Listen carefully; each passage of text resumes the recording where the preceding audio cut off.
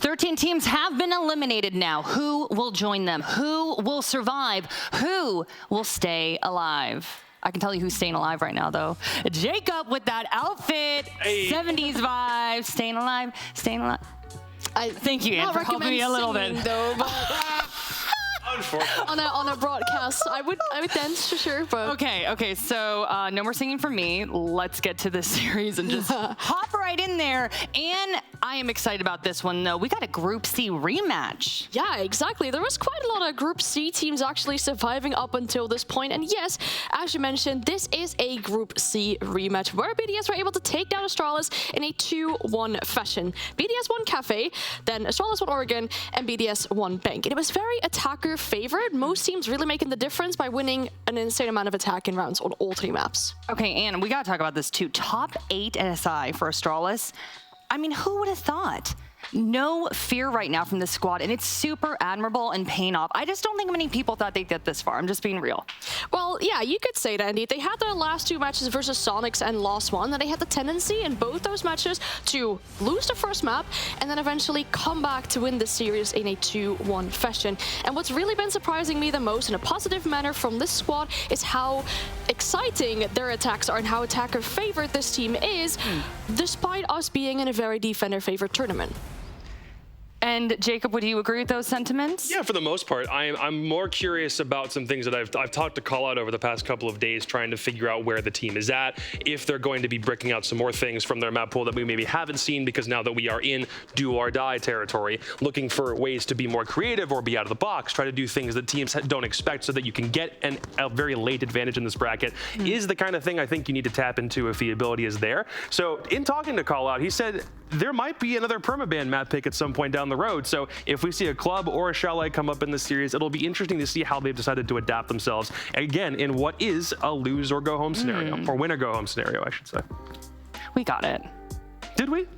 I mean, I didn't, but then when you corrected yourself, I was like, oh, okay, haha. It's cool. So you got it. Just wanted to clarify. Because I realized I was messing up. Anyway, moving on. Jacob, I do want to point this out. You've been closely monitoring our rookies, and I know you want to talk about one for sure. I mean, I do, because there's only one left. I think if you're going to make a roster change before the biggest tournament of the year with somebody who hasn't played at this level before, then you should be looking at the guys like this very intently. But Spiff is now the only rookie remaining of the 5 that we've been highlighting so far at the whole tournament. Obviously, Noodle playing in Mexican Tier 1 before now is a caveat we need to add when this graphic comes up, but Spiff is right there in the middle of the pack. He used to be the highest rated player on Astralis. Now he's dropped down comfortably in 3rd place, but it's not a concern. I've been very vocal about thinking that the way that Spiff has been integrated into this team has been done basically flawlessly, considering the amount of stress that's been put on him and the fact that he's had to basically learn 9 maps with a brand new team out the box. He's been doing great. He's only -2 on his KD. He's prioritizing these fragger operators. He was known for playing Jaeger in Tier 3, and he's coming into a situation now, and it seems like he's been thriving at it so far. So he's the only guy remaining, and if Astralis were to lose, then that means all of the rookies are gone. But I mean, considering the games that they won against Dark Zero, against Los 1, they are doing everything about as right as they can right now. Yeah, Spiff has certainly been a standout. I do want to pivot over to BDS. Dez is calling them the Grim Reapers of the lower bracket. I honestly think that's a fitting title. I mean, let me take a look here. Okay, they sent home Liquid. They've knocked out Eminem. Yep. Astralis next, Dan? Yeah, you would say so. If you have that little Grim Reaper meme where it comes knocking on the doors and there's the team's names on the doors, I could imagine such a meme happening for BDS. But this team is no meme at all. We've seen insane performance from these players. Ranchiro, whereas he usually is a bit of a quieter person in his like physics or like his behavior and in-game, he's been really showing some good performances and also being really eccentric in how he's responding to that as well. It's the most animated I've ever seen him too. Yeah, exactly. It's the most emotion I think we've seen from him so far, also in this tournament. And apart from that, it has also been a bit of the League Effect and Shaiko show. Yeah, his enthusiasm has been absolutely infectious. I love seeing Ranchiro get excited. But I'm excited for this. Jacob, you have been closely studying BDS's maps. What are your findings? I want to put on like a top hat and a monocle right now because there's a mystery, a front. Something's happened on this train. There is something very curious with BDS's maps so far. They've played the most maps out of anybody in the tournament coming into today. They've had to play every single series going all the way to map 3 out of the 7 that they've played. They've won their own map selection every single time and lost their opponent's map pick every single time. And some maps of note in the midst of this also make things quite interesting, because it's not like they're just having the same maps picked against them and they're losing consistently, though there is a bit of a trend for that. And there are some maps where they're winning because it is their pick all the time. So if we see a Cafe in this series, expect it to be in BDS's pocket. If we see an Oregon or a Border, expect BDS to maybe not do nearly as well. This is a considerable trend that we've seen from no other team in this tournament aside from BDS, and they've not been able to win every single decider. Like we said in the previous graphic, it's been 4 out of 7. That's why they find themselves in the lower bracket in the first place. So keep these maps in mind. The top 2 will be great if we see them come from BDS. The bottom 2 may be concerns if we see them in this series. Well, Oregon was a map that they played in that best of 3 series against Astralis, and it was also the only map that Astralis was able to win against BDS. They did play Cafe as well. One other very peculiar thing about the map pool for BDS, they have played all 9 maps on this tournament. So they have a super flexible map pool. They're comfortable going on multiple maps. As you mentioned in the graphic and with your story just now, they haven't been performing the best on all the maps, but they showed that they have a lot of flexibility in this map pool. Yeah, they've certainly bounced back, and I mean, Grim Reapers, real talk. Okay, I believe we're ready for the map ban. We're working to bring that information up on your screen right now. So here it is. I mean, again, just think about those maps from the mystery. Are we going to see them? Are we not going to see them? It's a villa, a club, and a theme. So funnily enough, we get to avoid basically every map that was listed there. So we're not getting like a free win or a free loss based on anything there. We're going to maps that are relatively neutral as far as what BDS has already encountered in this tournament so far.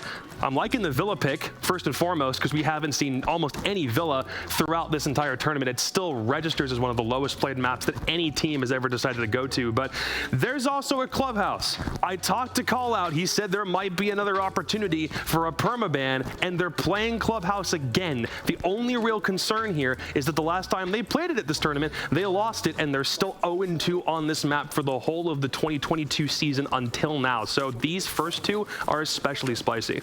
I'm just happy to see all new maps for all other maps that we've seen in this previous matchup. Shows that both teams are actually quite flexible when it comes to playing multiple different maps. And for these maps in specific, I mean, if you look at it for BDS, right, they have a very strong map pool, so all they gotta do is ban away the maps that they think Astralis are super comfortable on, and then play maps that they feel more comfortable on themselves. If I look indeed at Villa, it was a permaban for BDS for a quite long time. It's not that great of a map for Astralis, we could say, as they only have a 25% win rate on it. They took some losses on that map in NAL.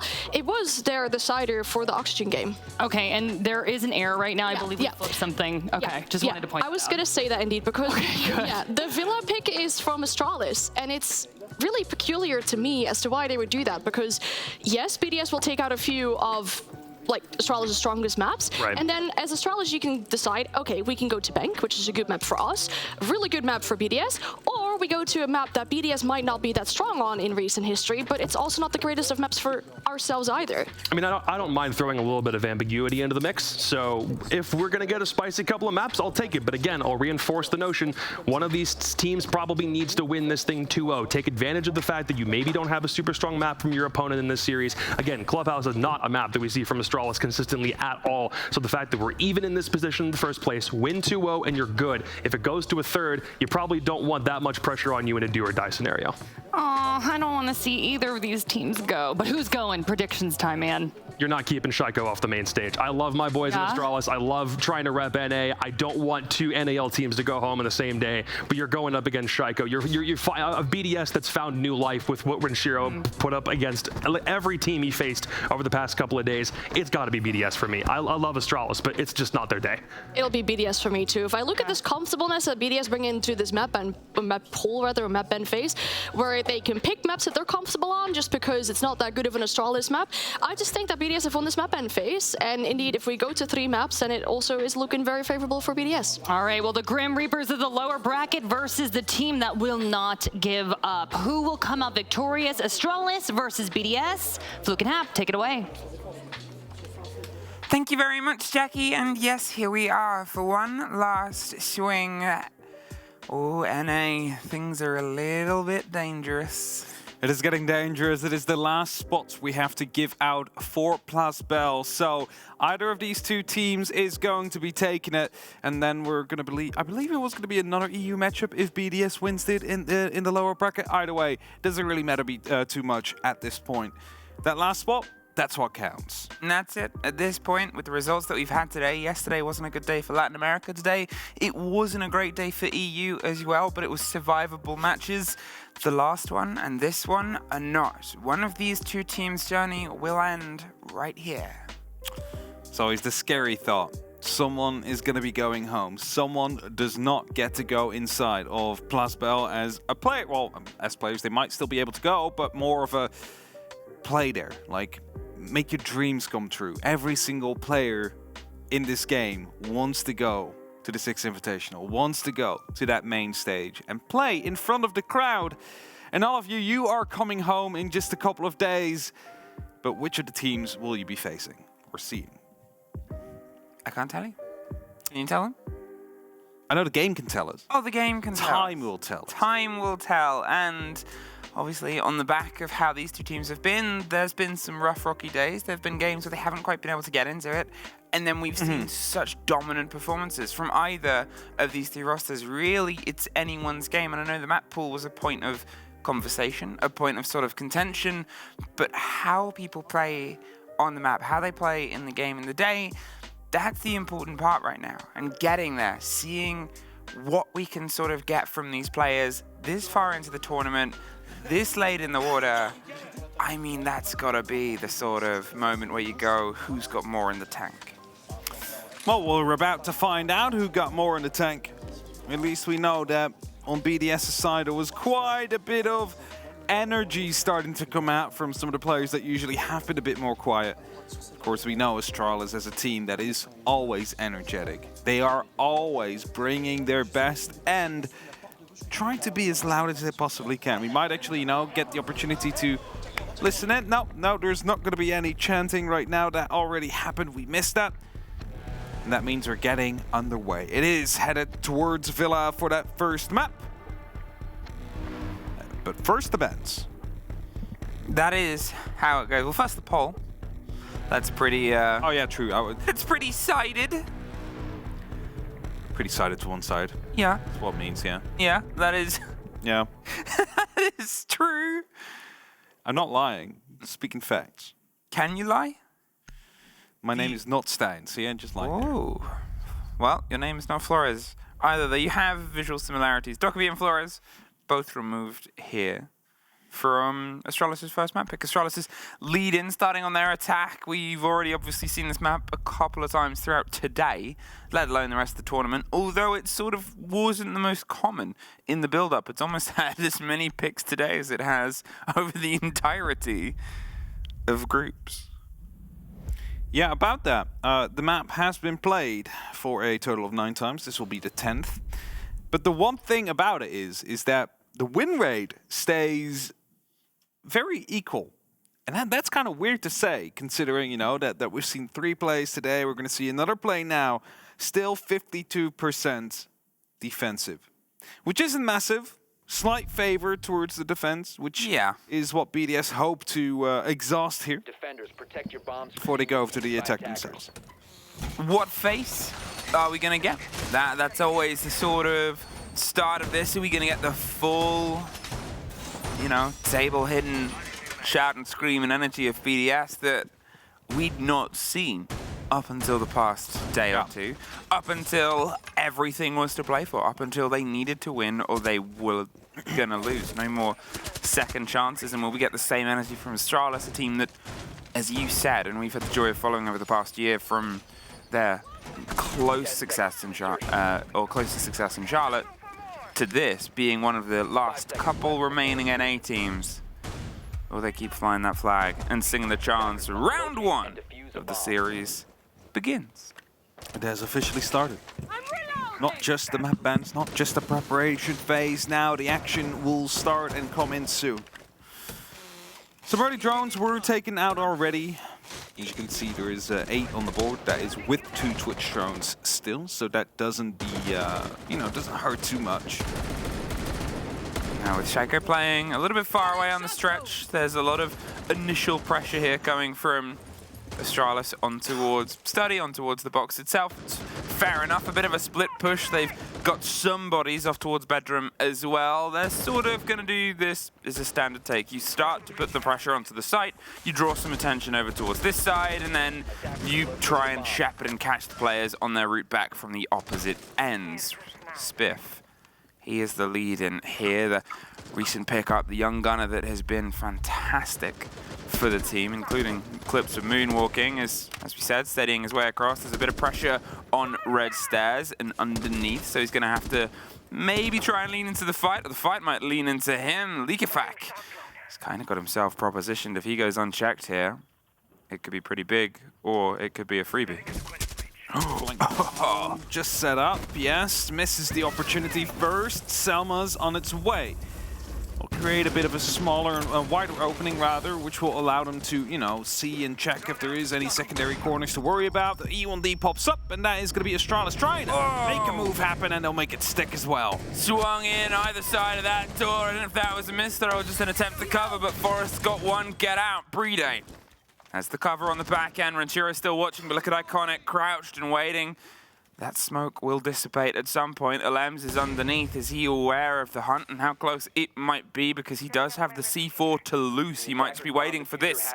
The call and the plant as it gets checked out. EFAC, he's buried inside. Alems is actually on the move. They're trying to reposition themselves. There's a lot of time, and you want to make sure that the push and the gambit goes off at the right one. The grenade and the E1D pop together at the back end. A great bit of play. They're pushing in. The same swing comes around, but EFAC's able to get rid of the buck, and J90 keeps driving across. Spiff hits the big shot they needed to. That's one more for J90, and it leaves just Alem. C4 still in hand. Will he get the planter? He gets the cover instead.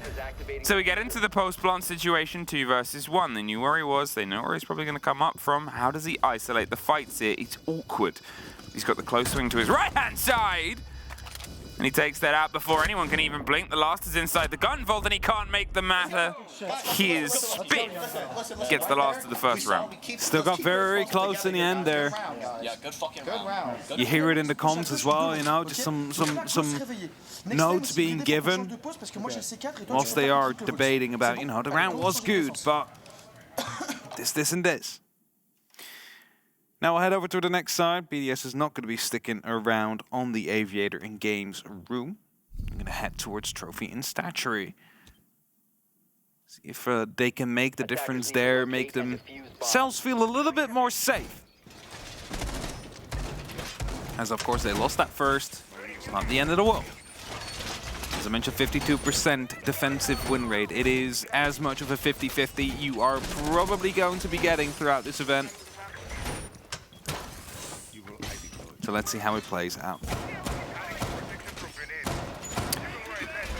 A bit of a swing back in, and what I loved from Astralis there was the take. We saw, obviously, the double swing in either side of the strategy table on the default plant. Hitting both windows isn't the most common, especially when you have pretty much, I believe, everybody was still standing as the first swing came in. How stacked up they were around that situation, I'm not sure, but you have 10 people on the board, and you're throwing yourself into the most direct plant. It's the most direct possible place towards the fight. Coming out with a bit of success, Iconic surviving and waiting for the rest of the team to get into a position unchecked before he crept up right alongside the wall and utilized the buck to smash his way in from Study. It's just a really nice little mid-round adaptation, the clarity of the comms and the push.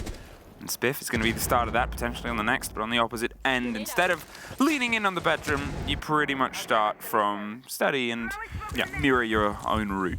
So it's a bit of the opposite side, right? Like, you're going opposites, and Alems this time will be finding the first kill as well. The Chittle to be shut down.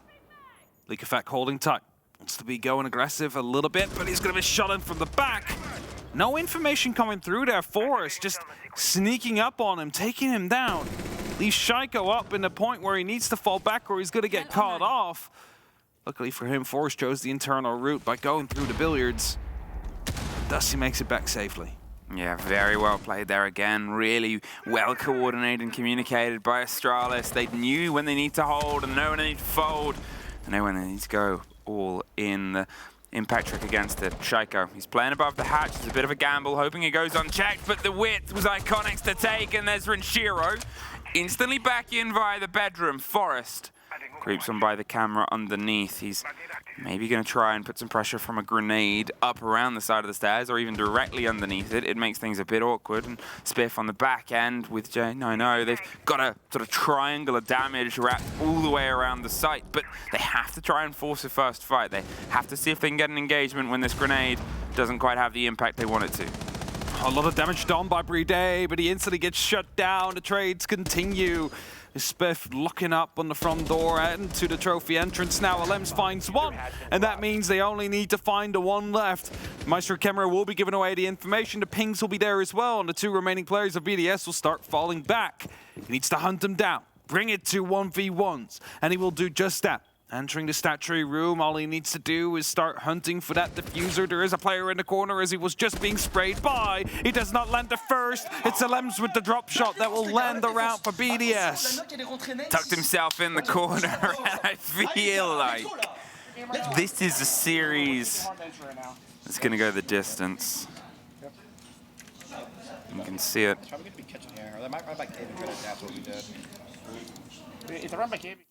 In their faces, and in the play that it's a trade game. At the end of the day, the teams that have been able to get ahead of the trade game, the teams that have been on that throughout this tournament, have generally been more successful. You have to think of how aggressive the meta can be, how explosive it can be as a lead-in as well. We are in a nature built upon pace, and this is sort of exemplified in this. If they can keep this pace, both teams throughout the whole series, that is really going to be the challenge. If both people hit the ground running and you treat it like a sprint, it's whoever's got the better time.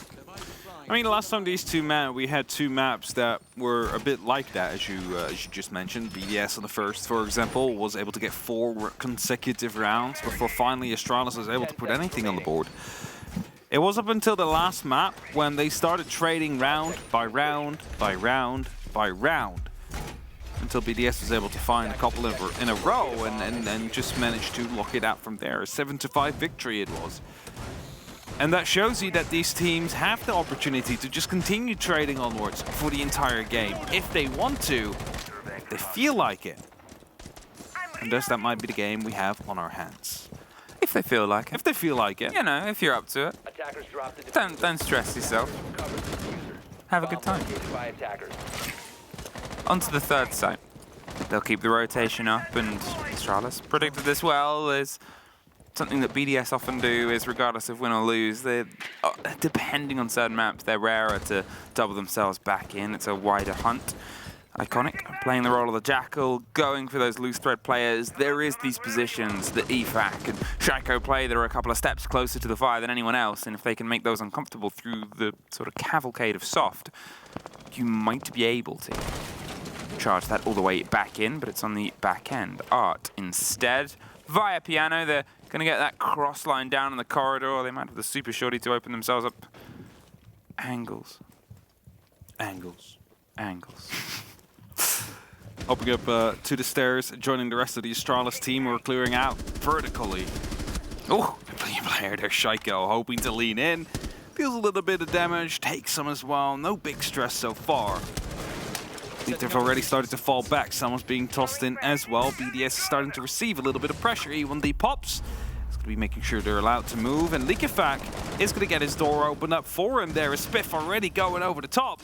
Basically shepherded everybody out. Yeah, that's it. They've jumped out. J9O's jumped down, been able to find Shaiko on the back end. He's holding off this angle. He's concerned about the swing that might come around from Mud, where EFAC is tucked. But with the opener, it's kind of the big risk, because he doesn't have a route out. Everything is watched. The C4 delivery system, right on time, signed, sealed, and sent straight to shuttle.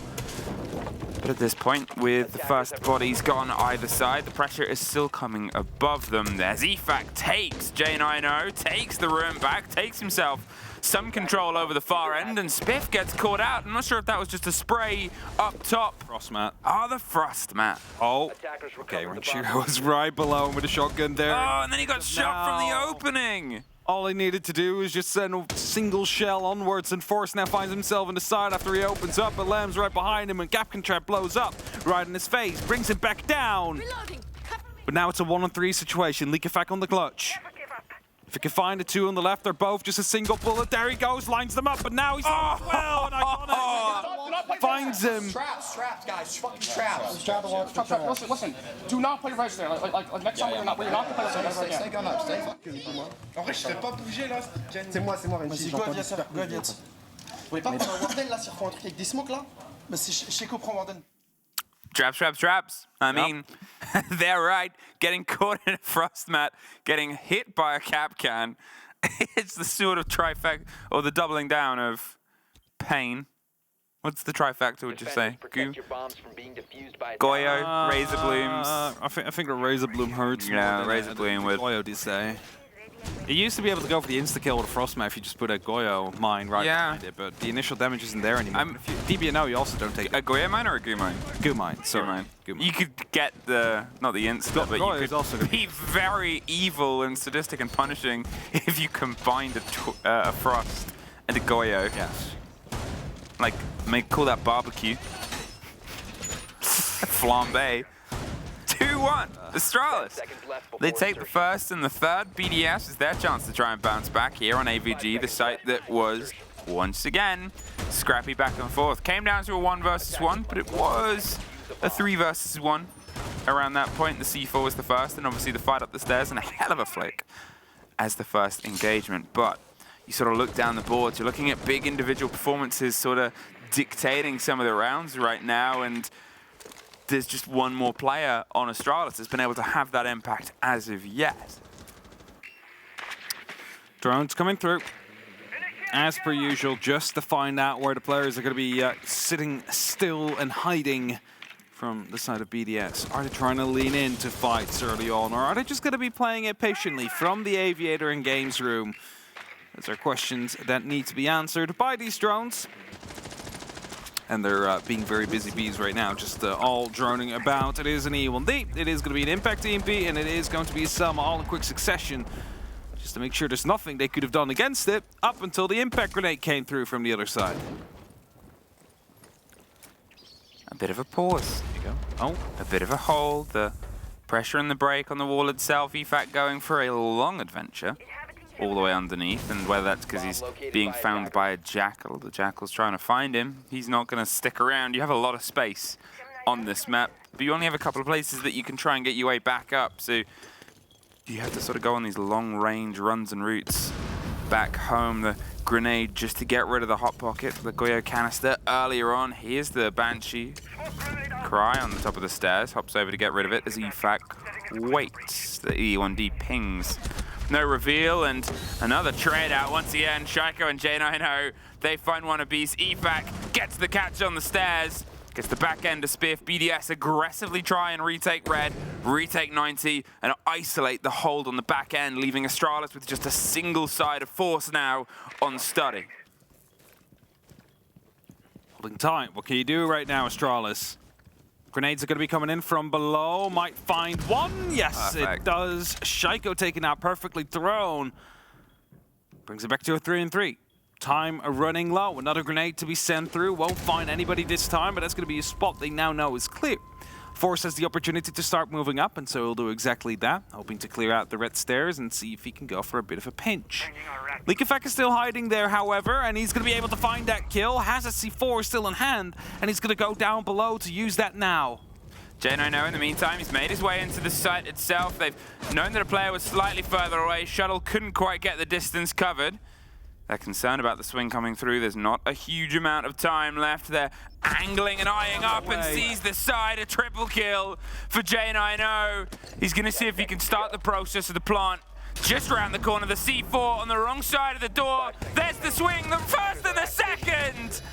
And EFAC finds the tail end of the round. And it is just a bloodbath. Just this scared moment as soon as he swung around the corner and saw a player prone there, then realized he was in a DBNO before he was able to lean back in and actually secure the kill that mattered. Hold on there. inside of BDS. But again, like, that got way too close for comfort there for them. I mean, the kit was down. You can't get any... you can't physically... It was down in a 1v1. Yeah, you can't physically sort of get any closer in that sort of situation. It was just tough, but you have to give credit, again, Astralis being able to come back, being able to sort of, you know, the first plan failed. There's no ways about that. They lost the 2 players on the back end. The controller red, the controller 90 was gone. And then yet still, in the 3 versus 4, they were able to get themselves in, draw some attention. They lost a player on the back end. They got the grenade kill. It's just this consistency of them finding a route. There's not an end to an Astralis round until the round is over. No, I mean, but that's basically the case with any of the teams that are left in the Six Invitational, right? Like, all of them are just so highly skilled, so extremely high level that you cannot count them out until the round is over. And both these teams here are prime examples of it. They always make something happen to get themselves back in it. Who will break this deadlock? Will it be broken? Will Astralis get this and BDS get the next? And we're here for eternity until one team is actually able to find the end. Luckily, there's no infinite OT yet. No, not yet. I don't know if it's coming. I don't know if it's coming. I guess that'll be announced. We're not to know. Iconic, just running over the rooftops. Oh, Spiff. Close to the first engagement. Don't know if he was expecting something to come over the top. He's baited the pull on the pin there. But I talked about the patience of these players before. There's the pull on the pin the second time round. They've moved away. I think the reveal of the E1D is... It's kind of the conversation of, this is for real this time. It definitely is. Spots coming through right now from Smith. Psycho comes out on top. And that's quite unfortunate for Astralis there, losing out your first player like that, because that means that the southern side stays up for now. Forrest is definitely close in an area where he can start and try and take it, but he's going to be alone. That's going to be making it so much more problematic. Iconic. He's cutting off the rotate here, or hoping at least to. He might not know that they've already slipped past this. Forrest is going to get that read sooner rather than later, and, well, there's the sort of reveal of that. The bullets bouncing off the sides of the window. The statement piece of, well, we know what we're doing, and it's slipping on by a minute 25. And there is at least still a big bit of pressure. There's Iconic on the small box, getting one more, and there's Iconic cleaning the floor of the footprints by removing the people that left them. Nice double kill to come through for Astralis. At least gives them the advantage they need. Now they're aware of the fact that a player is just hiding in that same corner out there. Red ping comes through, Shuttle finds Breedage. It's going to be a matter of time now until the rest of BDS will be found, as it's only up to Renshiro. He's going to get pre-fired. There's no way for him to live. And Astralis, they find themselves with that third round. Good round, guys. Wait to figure out how to make that shit explosive right there. Good shit. En fait, arrêtez de vouloir compenser les duels. Faut juste qu'on joue en équipe, les gars. C'est tout. Moi, j'étais bloqué. Hein. Bah, j'étais venu t'aider. J'étais venu faire les dommages. Vas-y, go kitchen. Go switch. Go switch kitchen. Kitchen? I got that. Yeah, some of you might be wondering, why did they turn from American into French right now? But that's just... If you're listening on the radio at home, if you're driving in your car... and you're listening. And you're listening. Do we go out on the radio? I don't know. Canadian radio? Who knows? Maybe someone is, you know, pirating some broadcast station. I hope not. I kind of hope they would.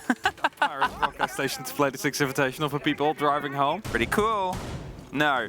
Yeah, it's obviously the listeners.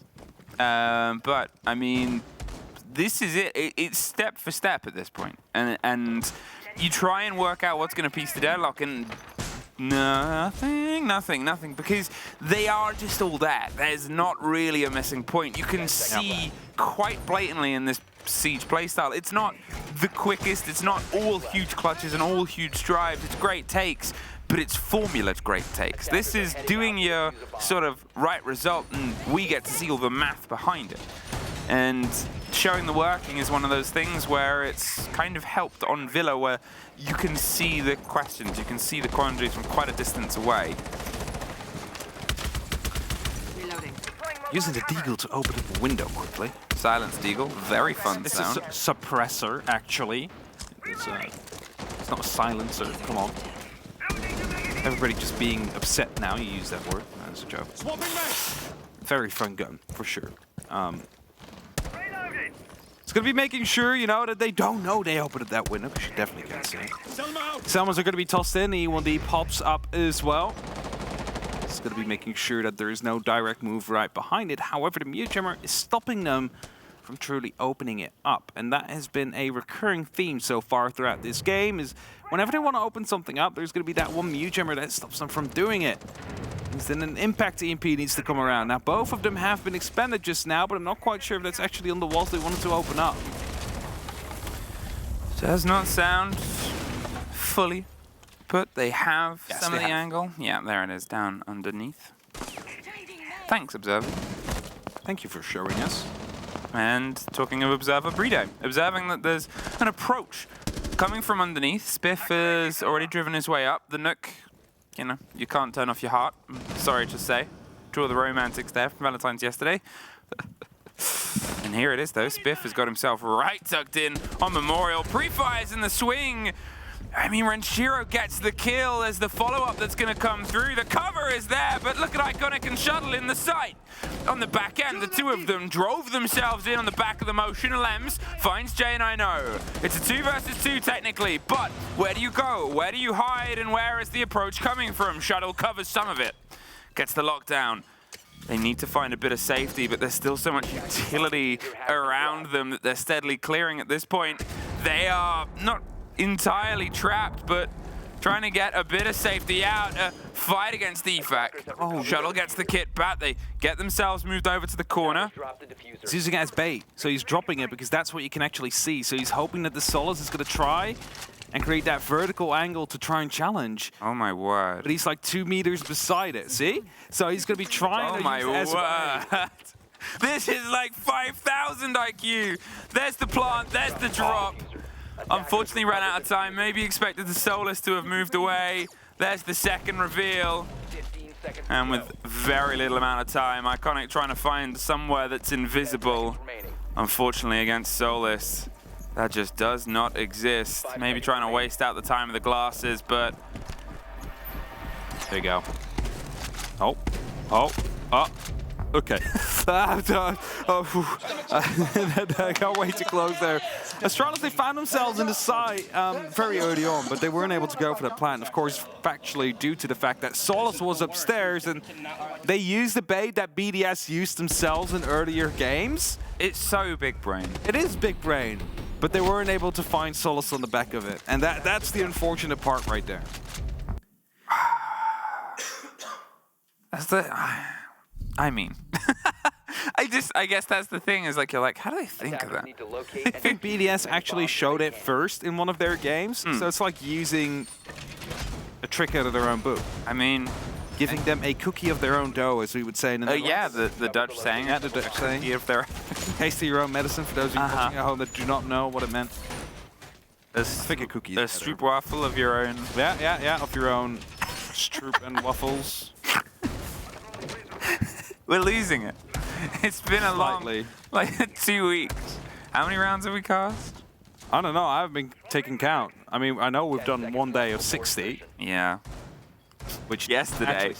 Was that yesterday? Oh, it wasn't yesterday. No. It was the day before yesterday. Yesterday might have been more, actually. Oh, dear.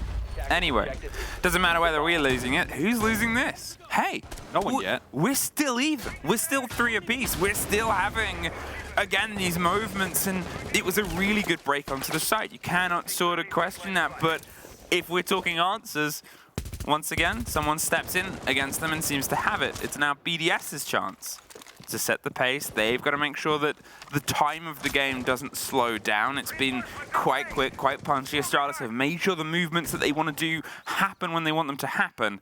And sometimes BDS have gone into habits of not quite being in the right place at the right time. I still think Astralis do need this first map to at least give us a map 3 possibility. I still have just that feeling that even though BDS haven't been performing the greatest on Clubhouse, they should be able to take down Astralis. Forrest takes down Liquefac.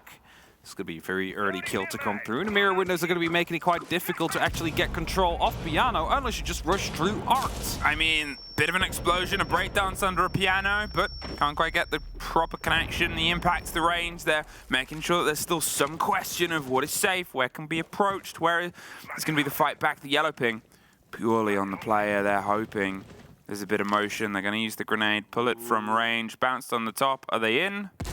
Oh, half in, and then they get the kill on the back of it. Forest. He might not know how to stop a piano player inside the piano room, but he's good at books. Reading room. Doesn't need to stop the piano player anymore. He's already stops. Oh, not playing, singing, playing, actually. Yeah. Grenades coming through from below. Another down comes through. Finally, the punish is there onto Forest, who they've tried to hunt down for a little bit. For now, it's not only the rounds that keep on trading, but the kills as well throughout the majority of the game so far. Lambs is going to be alerted of the fact that someone is out up onto the stairs, and SMG-11 just fired a couple of times. A smoke canister has popped, and I believe they still want to go for the push forward. A little bit of damage done, but they are going to be running up the staircase very soon, I think. It's the 3 versus 3, and two of them are seen by Spiff, but he just can't make the connection in time. They pull back. Fair enough. You're looking at not a huge amount of time, and BDS haven't really been able to drive into the site. The flashes force the player on the corner away, and it's caught from the top of the stairs. Shuttle. He's locked in, loaded, waiting. The swing through the smoke goes into a Lems, but then gets the end of him because of the damage done, leaving just Renshiro. 20 seconds. 2 players still on the board. He's expecting to be swung already, but you can see that Astralis have pulled themselves back. They're all the way tucked in behind. They've got a 2-tier firing line, 1 crouched, 1 stood. As soon as he goes 2 steps wider, you assume he's going to get shot in the face.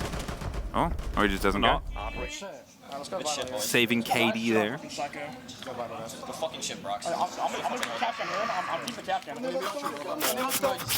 toutes les infos et tout, c'est juste des petits détails. Et il y a un truc aussi, c'est que Renshiro just has so much. He's in the same mindset as us. He is. Losing it. Get him on the cast. Get him to join us. Whilst he's playing, doesn't matter. Okay, round and round and round and round and round and round. And round we go. 4-2-3, still even-handed. A little bit slower on the approach there for BDS, in that you didn't really have too much direct attention to the site there. If we compare it with sort of how Astralis did, they would get a bit explosive, very close to the site. Whether they won or they lost, they were there. They were causing these problems very, very close, and it sort of forced BDS to move. BDS, instead of trying to force the movement on Astralis, they wanted to fight the movement. They went into piano, they went underneath, they hunted for these loose players. That's the right way to go about it. You cannot just go for a side take whilst you still have those 1 or 2 loose players out there, because you are going to be stalling out. And when you do stall out, that's when those flanks start coming in. And that's when those flanks are effective, because suddenly you are going to be pinched between 2 parts of the opposite team's sandwich. Now, as Astralis is getting themselves ready, Capcan traps are being set up. They're using the same kind of game plan that BDS had before in terms of setting up a lot of the traps to slow down the approach. It's going to be Leak Effect that wants to be entering first. However, due to the barricade, he's going to be locked in a little bit more. He's going to be having to give away his game just a little bit more than he usually would have to. Was that C4? There we go. Well, the damage done takes down the drone. Brede lives, but again, a lot of damage taken. 4-3, BDS. If you want to try and keep up this route and rotation, you got to make sure that you keep pace here. Obviously, Brede was the first to suffer a bit of a blow, but as they sneak their way in, do they know of either the player coming up the pantry stairs or closer around to the bottom of it, or Shuttle here in China? Well, they know about Shuttle here in China. The sprays just catch the tippy-top of Shuttle, and Forest, as I said, around the bottom of these stairs is actually trying to make his way up, back up Brown. He's eyeing up the chance of, well, maybe I haven't been seen. As Spiff suffers on the wrong end of a grenade, he's got to make a move. Doesn't quite have the looseness, but if the Nook just drifts on by, well then, you assume that should be a catch. But it's Shaiko in the meantime that gets the end of Spiff, Who is going to be seen? Will Forrest see anybody? He could be huge right now. There's 2 bodies coming his way. And there's the first caught out, the rotate on the way out. He's not going to be able to be traded. It's a very bold move for J9 offering some attention and hoping that they try to flood themselves out the side. But again, another 2-punch movement. Forrest drives all the way into the front to give Iconic something else to survive by. And in one fell swoop, has brought this round potentially back to Astralis. With that 3v3 in 45 seconds, it is going to be up to the remainder of BDS to make something happen. Now, Shaiko is aware of the fact that someone is in the walk-in closet. Leakefak will find a first on the actual statue room. The damage done towards Iconic. Forrest is the only one that's free to play wherever he is right now. Shaiko does not connect yet to Iconic. He's going to go on the hunt. Takes a little bit more damage, actually. Now potential run out is being explored by the smoke player. Leakefak takes a lot of damage. He's going to go and hunt himself as well, but Iconic with a bit of a flick takes him down. It's only up to Shaiko in a 1v2. 10 seconds on the clock. Can he find any? The pre-fires come through. Yes, that's one, but he's going to be on a single shot of HP, and a rotate comes through. Forrest is down below. The camera will be giving away the information. He's just going to be, no, I was going to say, he's just going to be walking through the serial laser gate to give the kill. But not the case. And that's the first time a team finds 2 rounds in a row so far. Well, timeout called. Let's listen in. Ouais. En fait, on perd trop de personnes en voulant clair par en dessous. Est-ce que c'est vraiment la bonne chose à faire ou pas? Est-ce qu'on repartirait pas sur du carré, quelque chose de classique, quelque chose qu'on connaît? Parce que là, le problème, c'est que ça marche à moitié. Mais pourquoi ça marche pas? Alors moi, je vais vous dire ce qui se passe, c'est qu'on n'a pas de couilles, c'est une dinguerie. Je suis arrivé en bas, le seul mec qui était aggro kitchen, les gars, c'était China. Et après, il a fait un punch wall. Qu'est-ce qui s'est passé? Chez Coach, tu pouvais pas prendre la master parce qu'il y avait une castle. Après, on pouvait pas rentrer buanderie parce qu'il y avait un capcan. Et après, on est resté là à attendre. Et on a perdu tout le droit de bête. Mais le truc, c'est qu'on se dit, ouais, faut faire attention. Moi, faut que je push que si on a le contrôle trap. Et genre je demande à Sheko s'il a le contrôle trap, il me dit non. Je dis bah ok, bah je push pas, j'attends. Oui, mais au bout d'un moment, il faut y aller. Oui, je suis d'accord, mais au bout d'un moment, il faut porter ses couilles. Et le truc c'est que à partir du moment où vous avez dit ouais, il faut push, machin, bah moi j'étais dans mon drone master, tu vois, donc j'étais pas prêt du tout. Pour moi, c'est la bonne façon d'attaquer. Et de l'autre côté, il y avait une... Bit of discussion between Leakefak and Lems going on. Probably about what's going wrong and what's going right and what they should change to find success now, because now they're 2 behind. It's no longer trading these rounds. They need to find 2 themselves in a row as well to get themselves back on the block, get themselves back in a position where they can go for at least overtime and then see what happens from there on. You know, going into the next map as well, Astralis, they know the heat that can come from Club. They know that probably with Club on the board, sure you can have a good one, but against BDS, you often expect it to go to 3 maps. They want to try and lock this out with as much sort of power as possible, so they still have a fight later on. They're in a good position. They've got a good bit of movement now. They've really quite obviously enjoyed playing a good Villa here, and BDS have these little moments, these little responses, but they're missing the true connection. Need a bigger response as well. Afraid of any jump outs or spawn peaks to come in. Rightfully so. I mean, gotta be careful of it. It's often that when that repel sound comes in, people are just gonna be waiting for you to show your head and either take it off clean or you find them. This could be a quick entry into the wine cellar. However, there is gonna be 2 players out, 1 player out there. He just heard that. He thinks. He's not quite sure. Oh, they leave. They leave. They open it up. They make it a little bit cautious. They make it something they got to think about. And, you know, as you said, he definitely called the audio. There's not really much that can be broken around that area. Whether it's pushed behind it or not, it'll at least draw some focus, maybe for a little bit of time until they get an idea that it's empty. And it's a route later. It's an option, a surprise tool that you may use later on. They'll have to continue watching it, or at least pay attention to said area. Rotations from BDS still all around are trying to open up as much as they possibly can and find if they can find an entry on the way there. Grenades are going to be tossed in as well, just through the hole. Actually, I think it just stuck in it. LM still finds the initial kill though. J9 does get taken down. It's the entry BDS needs, but most of their entries haven't actually gone their way so far. Wow. There's a bit of a blindside in. Likefak is trying to find somebody, but everybody's left apart from this. The slow creep up the stairs. They're not pushing too far, and Shearer's on the window. In fact, Spiff heard that and got out of there. They didn't quite get the catch on the back end of it. They chase with an invisible woman. But EFAC drops just on the other side and tucks himself, hoping that whoever was down in the basement is ready to come up and say hello. But look at this, Forest. He's hoping somebody goes for the long-range rotate and he can just get a freebie. It's like that there's a reason they opened this, I know it.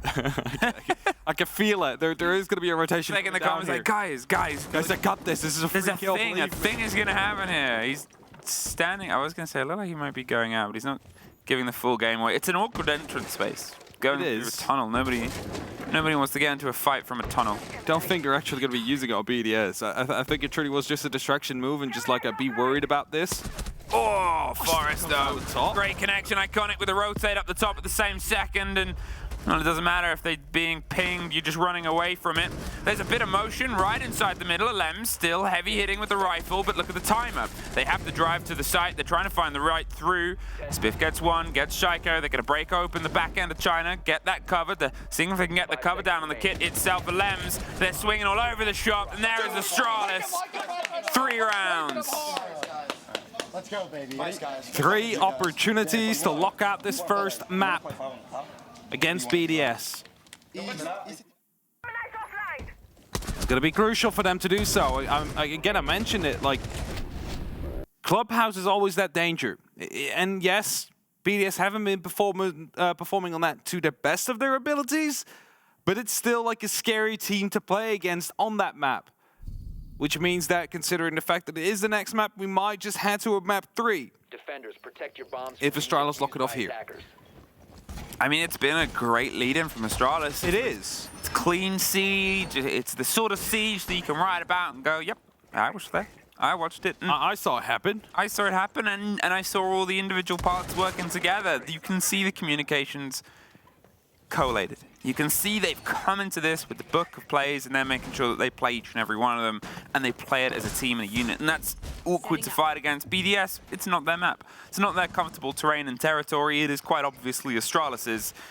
But 10 seconds remaining. There's still a chance. They're all great teams. They're all sort of top-tier tournament teams. BDS, they've got 3 chances to try and, well, 3 opportunities to not let this slip away and get themselves into OT. Astralis have 3 chances to move us to our second map of Club. Of course, they're going to be looking to do that as soon as they possibly can, because they want to be making sure they find themselves in that good spot, in that opportunity of closing it out on Club. Oh, almost days head taken off. Yep, trying to make friends, but also get out of there. You know, at that point, the E1D, you know what the sort of danger is. You know that, well, we're putting the pressure on. They know they're coming for us. A grenade almost gets a double, I assume. Spiff and Forest both suffering. And it was their own aim. Yeah, no, it couldn't have been a grenade. I just had to look over. All of them are in, so the impact. Spiff literally just threw an impact grenade, and I think he might have hit his friend instead. Oh, no.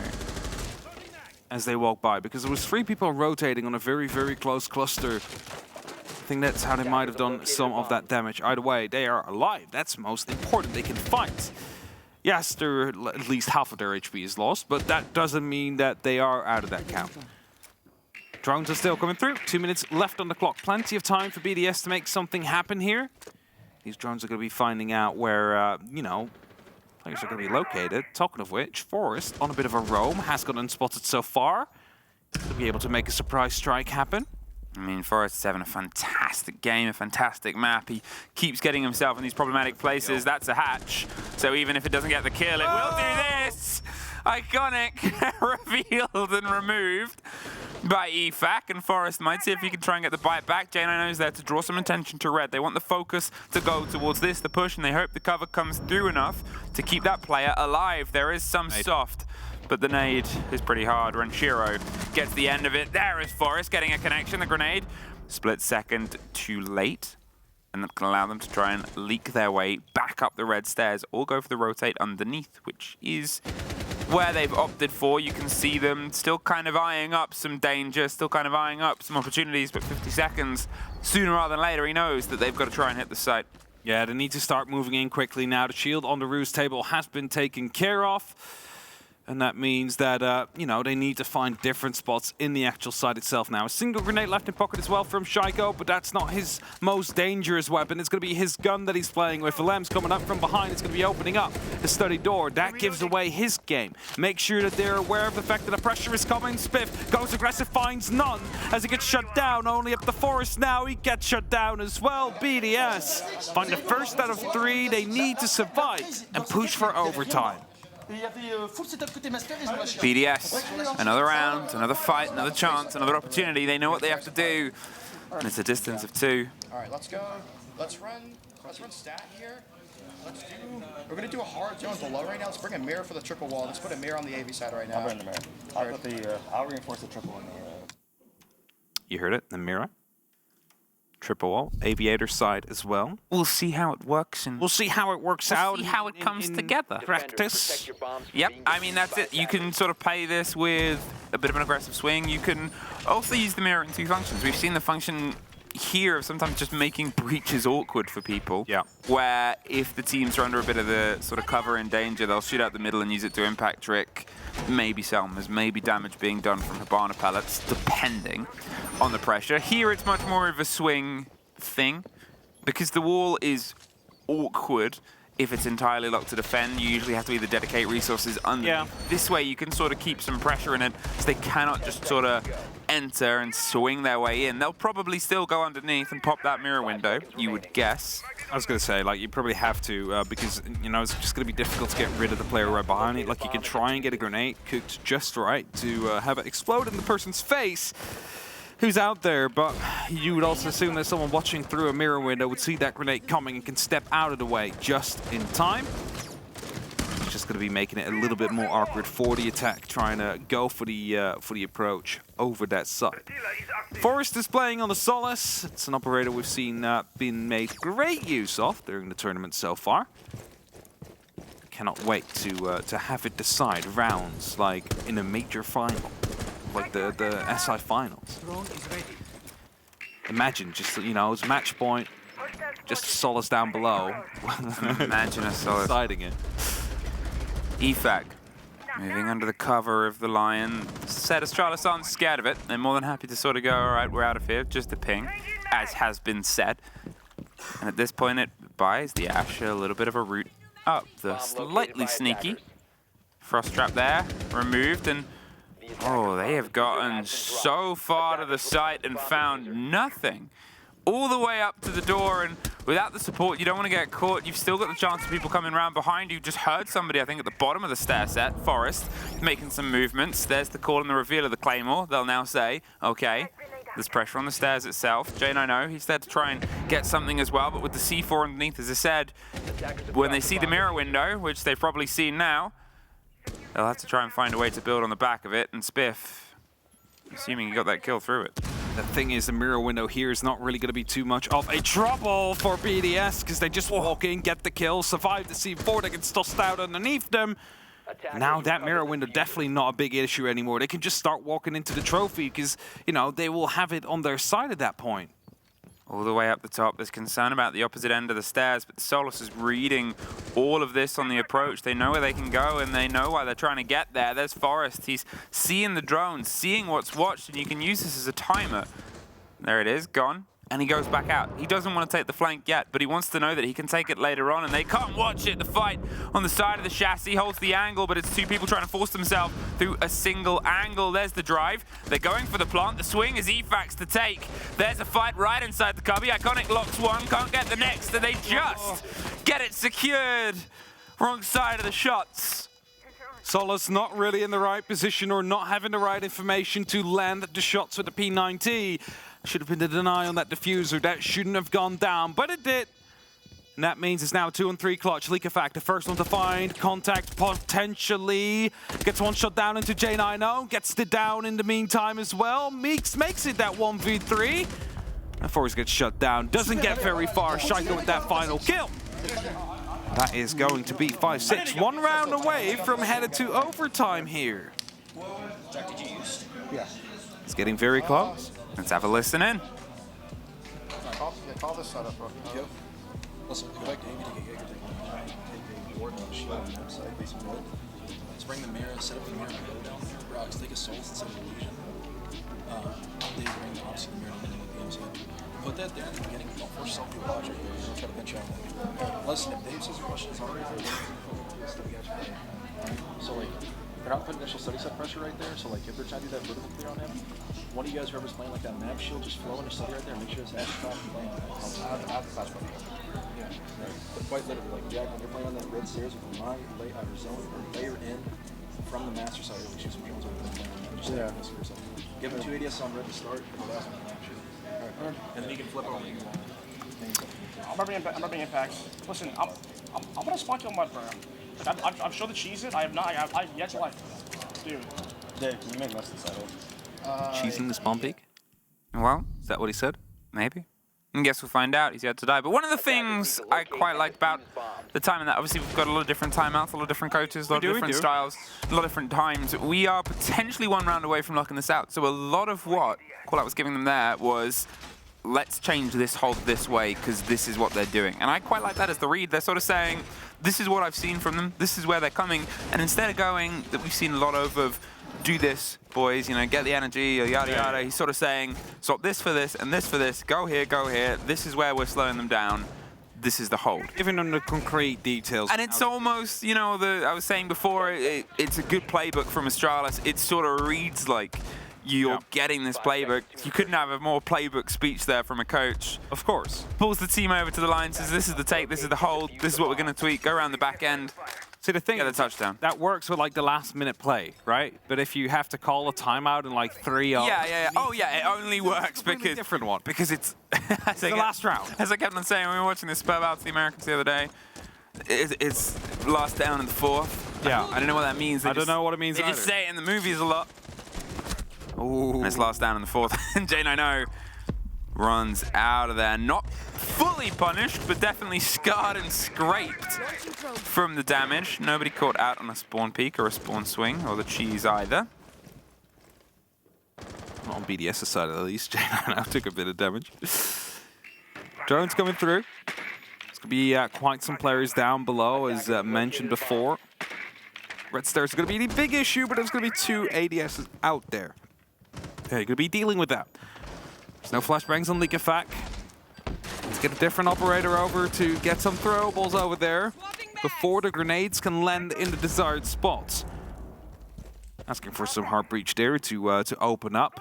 Line of sight, that is going to be giving you visibility over direct carpet hallway. It's exactly going to be there right away, but just look at that. It's not just the 2 ADSs. There's also going to be 3 magnets. That you're not getting through this. Like, you need to go for a gunfight here. Forest underneath with the Solus on the hunt once again. They've played themselves underneath in a slightly different place, and the impact does a lot of damage to Shaiko, but doesn't cement the kill. However, it does sort of say, look, you got to move or I'm going to move you. A lot of a flash, but no bang at the end, just a bit of sizzle as they survive with only, well, a lot of their usage gone in terms of the catch that we heard an ADS reactivate. We still see discs, shuttles waiting to hope to catch another loose player, but with what was dedicated, BDS know they've got to try and put the pressure from elsewhere. EFAC, he's looking for a fight just close to the left. They swing out and oh no, Spiff!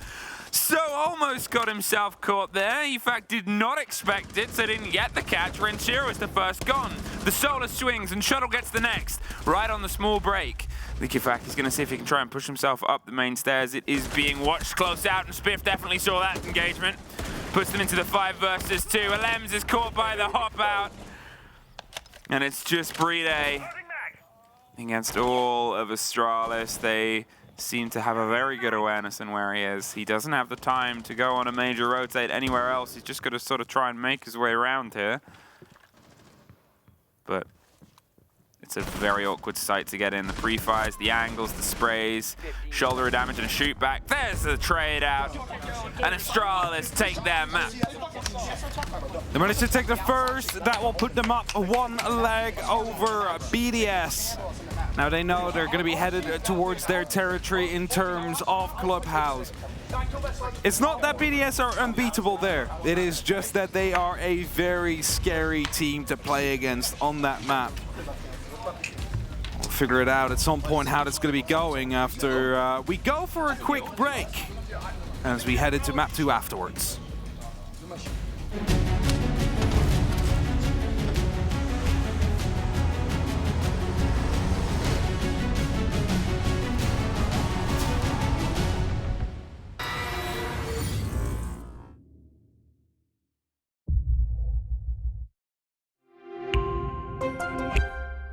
I'm Nicholas Mortensen, but you know me as Pingu. I'm a 2-time Rainbow Six Siege World Champion and former top Rainbow Six Siege player in Pro League.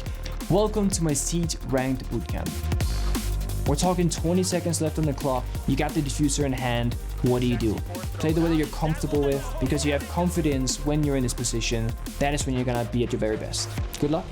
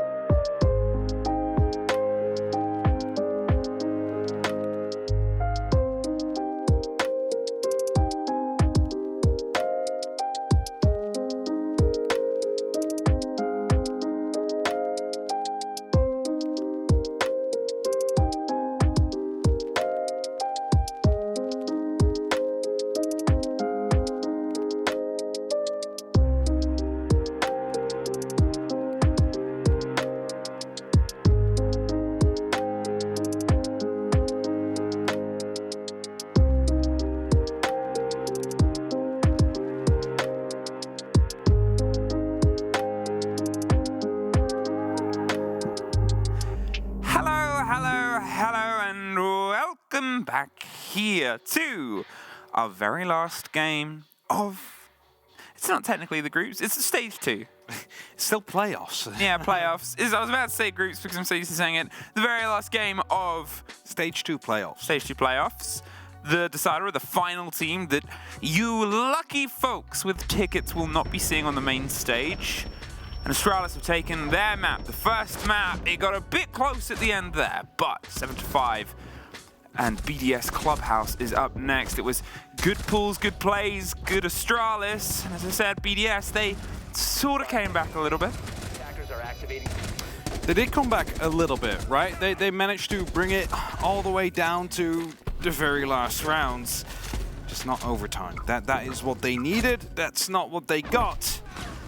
And now that will put us in the current situation. As we are going to the next map soon, of course we still first have the remainder of the replays. We have the map summary. We also have the person dropping the hatch, making it a bit of a trapdoor. It is going to be Clubhouse, and Clubhouse, historically speaking, is a map where you do not take BDS to go play. Because they will not play. They will slaughter you. That's literally what they want to do. Over the event so far, or at least over the last 3 months, BDS have played it a total of 7 times, have won it a total of 5. They've lost it twice, both times against W7M. Yeah, both times against... Yes. A great Clubhouse team. Which, you know, there's no shame in that. Astralis have played it once, and they've lost it once against Lost 1. Yeah, it's not as common. Lost one. Once they've played it again, lost 1. Once a loss. It's not as common from the side of Astralis, but yeah, how many times? How many times? How many what? How many times How many what? do we say everybody's got a club? I mean, not everybody's clearly good at club, but... No, I'm not saying they're good, but I'm saying everybody has a club. Everybody has a club. Everybody has a club. Very true. Everybody should know how to play Clubhouse. If you don't know how to play Clubhouse, there's something wrong with you. How do I know this? Well, even if you somehow accidentally fall into Destitute rated, ranked in Siege Silver, which is Copper. Oh, Copper. Sorry. Yeah. Okay, no. You'll see people go for actual takes. I'm not saying they're doing it well, but you'll see people go for actual takes. And I'm not saying that's what we're going to see. We're going to see, obviously, a much more intense version of that. But it's the same. The fact that it's so intrinsically linked to this game is that's always that gamble of saying club is my favorite, I'm the best at club, is you can't always keep people out of club. No. Club is just going to be played a lot. It's not that exclusive a Clubhouse. No, it's a very, very inclusive Clubhouse. Everybody's welcome. Everybody's welcome into Clubhouse. It's not a very nice Clubhouse, we have to say. Like, there's definitely been some murders there, I believe. It's a lot of guns. You should tell the police. Other stuff that's negative things, yeah. Seen as negative. There's bags of talcum powder in one of them. There's how dare they? Cool rock and roll. Milk powder. Cool rock and roll. It's one of the two. No, it can't be, because I mean, Canada does bag its milk. Yeah, but this is Germany. Oh. We're in. I think. Oh, we're in. I don't know. We're in. Hibana, Thatcher, Bandit as a removal is okay. It's more of a target towards the top floors. Obviously, you've still got Kaid though. You've still got the claws that can be played, and BDS are very good with Kaid claws. They trick, they trap, they try and play things against it. They're pretty adept. So limiting just the Bandit as the lead-in. 10 seconds left. Maybe they're trying to force something a little bit more uncomfortable, but I feel like Alems or occasionally Ranchiro isn't going to be that uncomfortable. No, definitely not. They're going to be able to just play the way they want to. It's just to stop any Bandit tricks from happening. I mean, we've seen it in the previous game. We've done. The grenade was supposed to take care of it, but didn't. So the Bandit trick was successful in the end. And as we mentioned back then as well, the Bandit tricks have started to become more and more successful again because, you know, time is cyclical as people don't really expect it to happen anymore, and then it does happen again, and you know, now people are going to be more wary of a potential Bandit trick to come through. That's how they phase in and out. Either way, first 30 seconds have passed. Drones are going to be rolling through. First hatch that they want to open up feels like it will be the kitchen. But I believe there is going to be some electrification there, so that's not just going to happen. Spiff on the far end, watching the rotate, and the first 2 floors will be a bit of a hunt, but the fact that all the BDS players are down close, it means that Astralis have been free to do this. We talked about their excellence of execute on the previous map as well, how quick they are to pay direct attention to the site. Then you look at the lineup, the smokes, the candelas, the E1Ds, the chance of maybe smoking and covering themselves in on the drop on a hatch, maybe going for a bit of a push that way, and EFAC, he's going to be the chance on a fight, just sees the bright yellow shoulder of the Lion, but cannot quite pop the safety suit that he seems to wear. Yeah, the hazmat suit. Hazmat suit, that's the word. Of course, what's it called? CRDN, something like that. It was the unit that joined Team Rainbow. Yeah. The extraction threat. Well, Forrest is the first off the board. Renshiro sprays back up above the hatch, takes care of the body, and they have a minute 10 in the E1D just to stop a second coming through, but he almost goes for it. Spiff's holding the angle. And that time, he suffers a bit of damage. The blinds on the back end are blue. They're forcing the player into an absolute hellscape of smokes, blinds, and flashes, with J9O getting one on the back, and Iconic moving amongst the madness. Alems, though, he's able to stop at least the kill. They've dropped onto Moto, and Iconic doing everything, swinging which ways and round to take them out. Cannot quite find the connection with Shaiko, and brings us into the 2 versus 3, 45 seconds. Shuttle, he's going for the plant. EFAC's going for the rotate around the back end. Shaiko gets Spiff and a post-plant, 3 versus 1. They know where he is, though. And BDS, they're able to open up here and take round 1. Quite easily. I mean, there was still going to be that big of a fight, and you know, the bit of explode. I just heard the scene. En plus, je suis un débile parce que je voulais rattraper ma Ying, je me retrouve sur les cales, je me dis je suis mort. Je suis pas mort, frère. I think something Ying. What I might do is I might talk to one of our many French speakers around and get them to write a quick list of buzzwords of Siege. Oh, yes. Communication. We do have 2 French teams, so it will be very helpful. It will be very helpful. I mean, I guess we'll see how this goes. We just need, we need like a translation document of some of the most common Siege words. Rush, plant, underneath, and then so we can listen out, and obviously, you know, for W7M, we could have it in Portuguese as well. I don't know what language G2 speak. Just a bit of anything. Bit of anything. Yeah, it's Australian. Swedish. Sverige, yeah. Danish. Yeah. A little bit like Dutch. A little over the shop. Not quite like it. Okay, but BDS, they take the first round. They were pleasantly surprised. They were able to hold in, but it was still close. It still had that big breach impact that Astralis love to do. They just hit sites hard. They have this fearlessness about them. This late on the tournament, with how the performances have gone, it reminds me of, dare I say, Charlotte Astralis. An Astralis that we haven't seen for a long time has really started to come back into form in this tournament. It was a slow start here as well. They know this, we know this. They're proving that there's another steps, another levels to go to. BDS, you know, they've had more prominence recently, but they've also stumbled during this tournament. I mean, you can always start out slow, that's fine, as long as soon as it starts to matter, you are there to respond. The impact quickly tossed in to stop the Selmas from truly blowing up. It's going to be creating just a small angle and having them to forcing them to use more hard breach utility.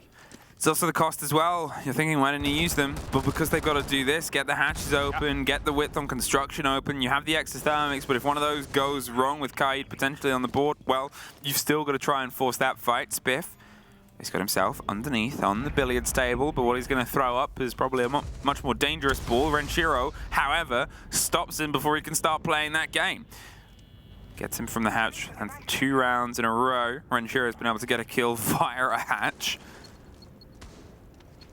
At least keeping BDS in a good spirit here, making sure that they are starting off strong on club, because it's never fun losing that first map, and it is really just the amount of, you know, mental gymnastics you can go through to make sure that you enter that second map just as fresh as you went into the first. There'll be quite some spots coming out from that drone. No one there, however, to try and reply for it as of yet. Impact grenade again used means that the bathroom will stay partially shut. Jane, I know, he's getting his eyes slowly around the corner, and there it is. Alems on the back gets Forest. They tried to hope the fight would swing in, but BDS is swinging everything right now. Shuttle, he's caught out between a rock and a French place. And EFAC is the final one with a statement. BDS. Second round, and Astralis, low energy, timeout. Let's see what they got to say. Listen, Brax, you get us a team match, so like I told you, you're gonna get like a half second thing. Last round here as well, we got a fucking breach open. What do? Right. We stacked on the same fucking thing, just drone things. That can't be happening, you know. Take an IQ, take your grenades, take your hard breach, move around that, open the wall spider. It's taking way too long. Just like Jack, right there with Shuttle. I don't care where the wall's open at, just get it open, You need to apply more pressure on that fast against these guys, and when you take these guys, you'll see it. We're not going to win the game, but we are. Speed of shut, everything we're doing. Gonna be cash here. Let's get the shot. Find out if you want to do that with IQ EMPs and run it out. I'll get Marlon. So you take the Miranda. Listen, I'll take the green. I want to get through for them now. I'll take the Miranda. It's taking too long. They need to be quicker. Need to be quicker, and as he's pointing out, that's the team, you know, we got the breach open, and then what? There has to be a second part to it. There has to be some of that movement. That you had the comparison between last map and this map. They're both in some ways heavy maps. They're both in some ways, you know, big spaces and big routes that you got to take to get to places. There was much more action. As I said at the time, it felt like Astralis' map. This doesn't yet. No, I think that's very fair to say. BDS have been able to shut them down perfectly. Didn't really have to worry about any of the Astralis pushes so far, because as mentioned before, it's like you get the breach open, now what? Like they sort of just fall apart. They don't really go for like a synchronized 1, 2, 3 execute. And that means BDS just is given the freedom to take these fights one by one. Able to use that well. Now round 3 is going to be starting. It's bar and stage. We have some architects on the board. It's going to be the castle and the Azami. Both of them are going to be making it quite difficult to take control of what's in. Oh. Little small angle right there. Is he going to get a kill from it? Maybe not, but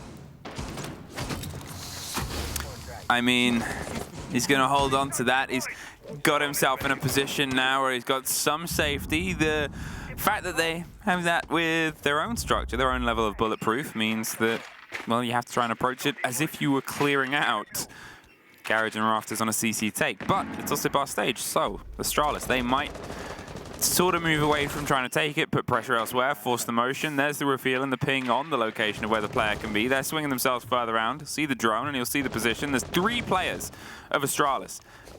4 players of Astralis currently circling around this. They breach underneath. There's pressure on the window. There's a rotate that's about to come through where they're going to go for the fight. He moves away from it, and he's not able to win it out. Spiff, with a great connection, takes the fight in the rafters, and, well, if there's too much to move, just move the player.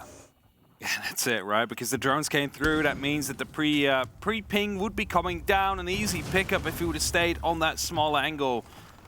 As it gets picked up. Wall gets opened up further as well, and Astralis now find themselves in an opportunity to start taking that top floor truly under control. Again, we're playing bar stage, and that means that it is important to have that top floor in your hands as an attacker, because if the defenders do, they're going to be shutting you down at every single opportunity they get to get that diffuser down. So, all of that soft breach you see, all of the hard breach that's going on currently is all just to work towards that one goal. The thing is, though, is that you need to be a bit quick, because if you slow down too much, you're going to be missing out on these players hidden on the actual side. Oh no! Slipped on by the missed drone and the missed moment. There's a pressure on the door. He's going to hold in. You can see they're trying to rotate some of this control, and he has the hatch if he wants to take it. He doesn't take it in time, but he doesn't get the connection, so he's still forced elsewhere. They know he's off, and Spiff is still on. Alems, though, stops that trainer rolling, and they have some vertical control. The angle's above. Renshiro, he's about to be under a bit of pressure from the hatch. Alems, he's able to win out one more, but Iconic has the cover they need. It is just Forest with the kit. And they're on 2 different stories right now. Renshiro is on one. EFAC's holding underneath. They're just waiting in a showdown when you can start to hear some of those cowboy tunes playing. Who's going to be the quickest draw? The movement comes across. They're looking for the fight. It's the other side of the bar. The C4 is looped. And the only thing being served is a glass full of French champagne. What's that sound coming out? Either way, Blind managed to come through. The defuse is going to be there. And BDS, they find themselves in a 3-0 lead. They've managed to avert the actual tactical timeout that came through, so that is going to be helpful for them. They had a good half. We can have a fucking good half right here. Let's get this shit right here, right now. Fucking go. Let's Motivational. Let's go. They had a good half. We can have a half right now. They're probably feeling themselves here.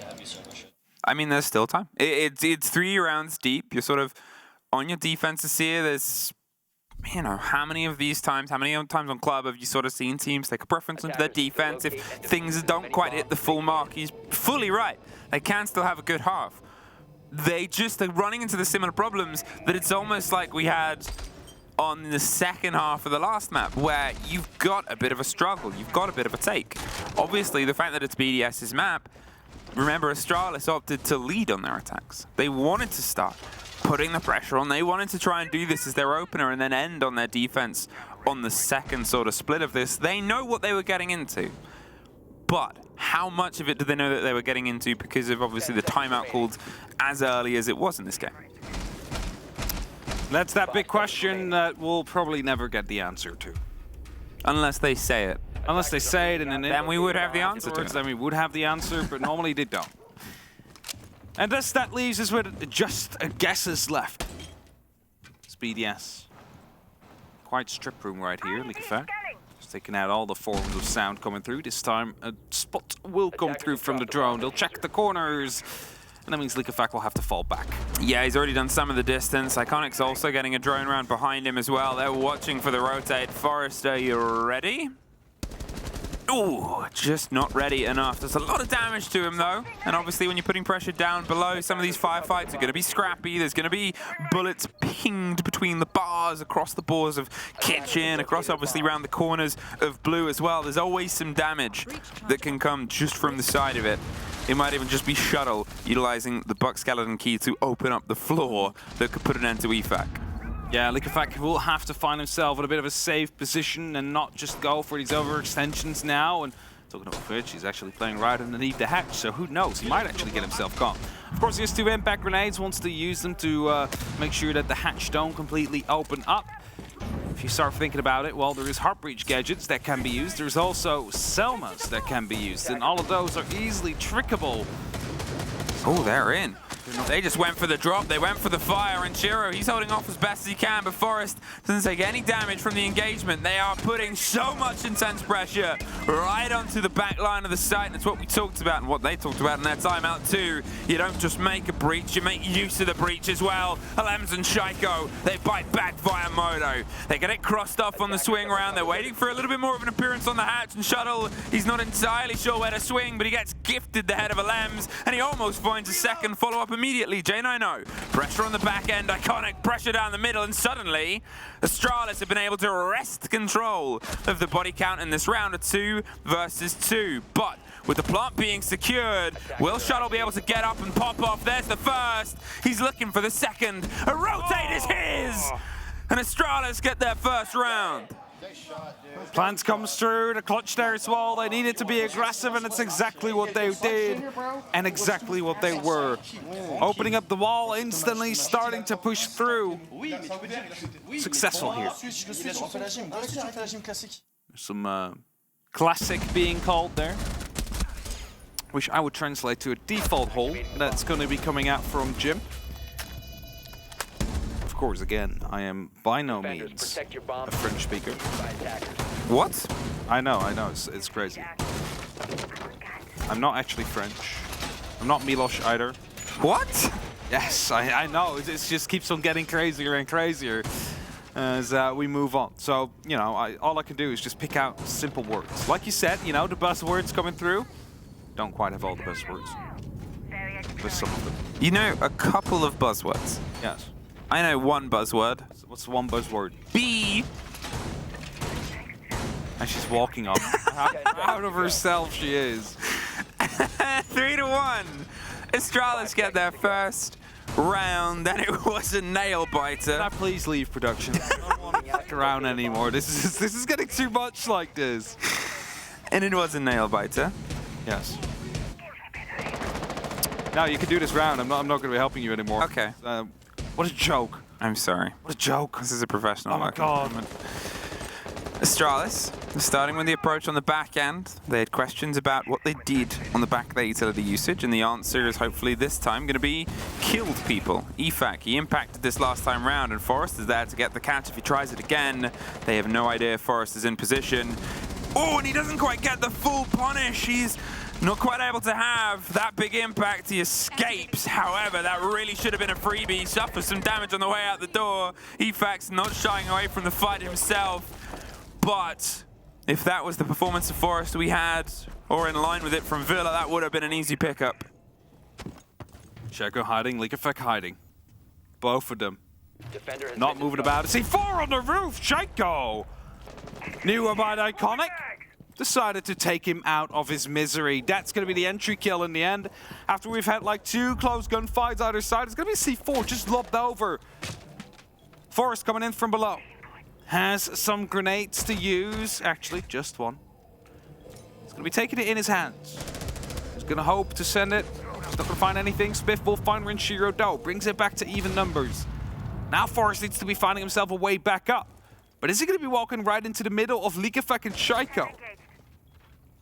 No way you really want to be. He doesn't have the grenades to make the sort of pop and presence, but Spiff sort of making the statement here on the opposite end, and obviously being able to take care and get revenge of what was pulled away from you last time. It's a big bit of growth, but they need to have that lead-in smash factor. They need to have that energy, this electrified, and this locked shuttle cannot quite get that open. It needs to be this. A direct route right up the stairs, ready for the call of the Banshee. There's going to be a swing of a heavy-hitting gun. I said he can play that, and Forrest with the swing up. J90 gets one, Alems gets one right back. Shaco goes down.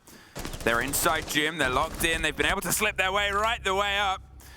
A 1 versus 2 technically, but can get the player up. They have time to go for the plant. Shuttle's getting the blind at Spiff with the swing round on the back end. Gives the game and can't get the connection. Shuttle, once again, in a clutch situation.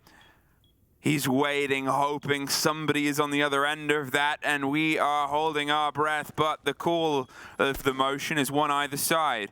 BDS, look how much health they're on. It won't take much. Shuttle's just got to try and make that connection. The smoke goes on the back end. He's running out of time for plant. He's got to try and bait some of this. He's got to try and bait some of the pressure. He's now moved himself all the way right in, and BDS pulled the round back. Lack of information there on the fact that a player was down, Shaco was down. If they knew they could have moved quicker, they might have been able to actually lock it out as they were, and Astralis would have been 2-3 now. Now we're going to have a technical pause coming through in just a bit, I've just been told. So as we quickly go over all these replays, we might go back into the player games. There you have it. A quick technical pause. Quick technical. Something needs to be fixed. They're probably coming for me. There might be after that joke you've just made. Arrest her. Send over the police. Oh no. Hopefully, we'll be back into this series sooner rather than later. A break in the momentum. Astralis still, as Iconic said slightly earlier on, can pull this back to, you know, an inline attacking half. If they can get a second round, 2-4 on your attack on club isn't the end of the world with the bans that we've got. It's, you know, there's still so much room there for them to bring some of the game back that they had on Villa, bring some of the game back to the game that they're able to flaunt and push this to just a 2-map series and take a spot on the main stage in Place Belle. At the same time, BDS, if they can get themselves set up 5-1, they're in very good stead here to take us to a 3rd map. We are, I believe, close to getting back in as well. There it is. And let's continue. Let's get back into it. Last round of this half, and it's going to be taking place in the church in Arsenal Room. Now, we've seen a successful round from Astralis here, which was, of course, the quick get in, attack the triple wall, get through, get those kills, get the plant down, and it worked out. Are you going to be able to run that twice? Probably not. So do they need to find a different solution? Probably yes. What the solution will be, we'll get to find out in just a couple of seconds. Now, it is crucial that they are going to be taking care of these roamers, because what it looks like right now is that Likafak and Shaiko, two of the probably like most consistent gunners on BDS so far, and I know Likafak, you know, he's just a rookie, so he's not really like having the same amount of consistency yet like Shaiko has had over his career. They're out roaming. They're out looking for players on Astralis. And that means that Brede and Renchiro both yet to find that connection. Well, actually, one has gone for the rejoin. That was Renchiro. Are left on site. Drones coming through. Top floor cleared out first. That's exactly what they need to do. Yeah, rolling on. Getting some eyes and ideas here, and a bit of a break in the momentum before we have the turn of the half. It's still gives them some time to think about what they might be able to tune in, because it was close there for Astralis. They were sort of knocking on the door. They had the 3 versus 2. Obviously, one of them was down, but well within their rights and abilities to get them back up. Alems, we saw him accidentally, I think, misthrow the claw the last time he was here, and when they actually came to attack it, he was trying to get the prompt to get it back. So this is a slightly different tale, and if you're wondering why he's tucked up so high, it's because it just makes the deployment of it instant. Every second helps. Every second does help. Impact EMP just used to try and open up the hatch on the motorcycle. Not successful. Lem's able to trick that out and will be making his way back out. So now they can actually use an exothermic on it. But do they want to? Because, well, they've just tricked one. They do have the pocket of the buck. And you got to think, well, where is that going to go now? The trade-off is, if you're putting the pressure from here, you need shuttle wall, triple wall opened. Even if you've got shuttle doing it via the exothermic, no, is the answer there. They're doing that on the hatch instead. Or the breach of Iconic. Is that going to go on kitchen? And you force yourself to have to either take the hatches and the swing, the doorways, and sort of enter via that route, or not go for the plant spot that they've gone through for all of their previous attacks here. They now have to make a pretty tricky decision based on one good use of that Kaid juggling. As I said, the Bandit isn't going to stop them. The Kaid, that's where they're happy to sit, the French. Vex being used. Successful. Very dangerous. Forest is inside.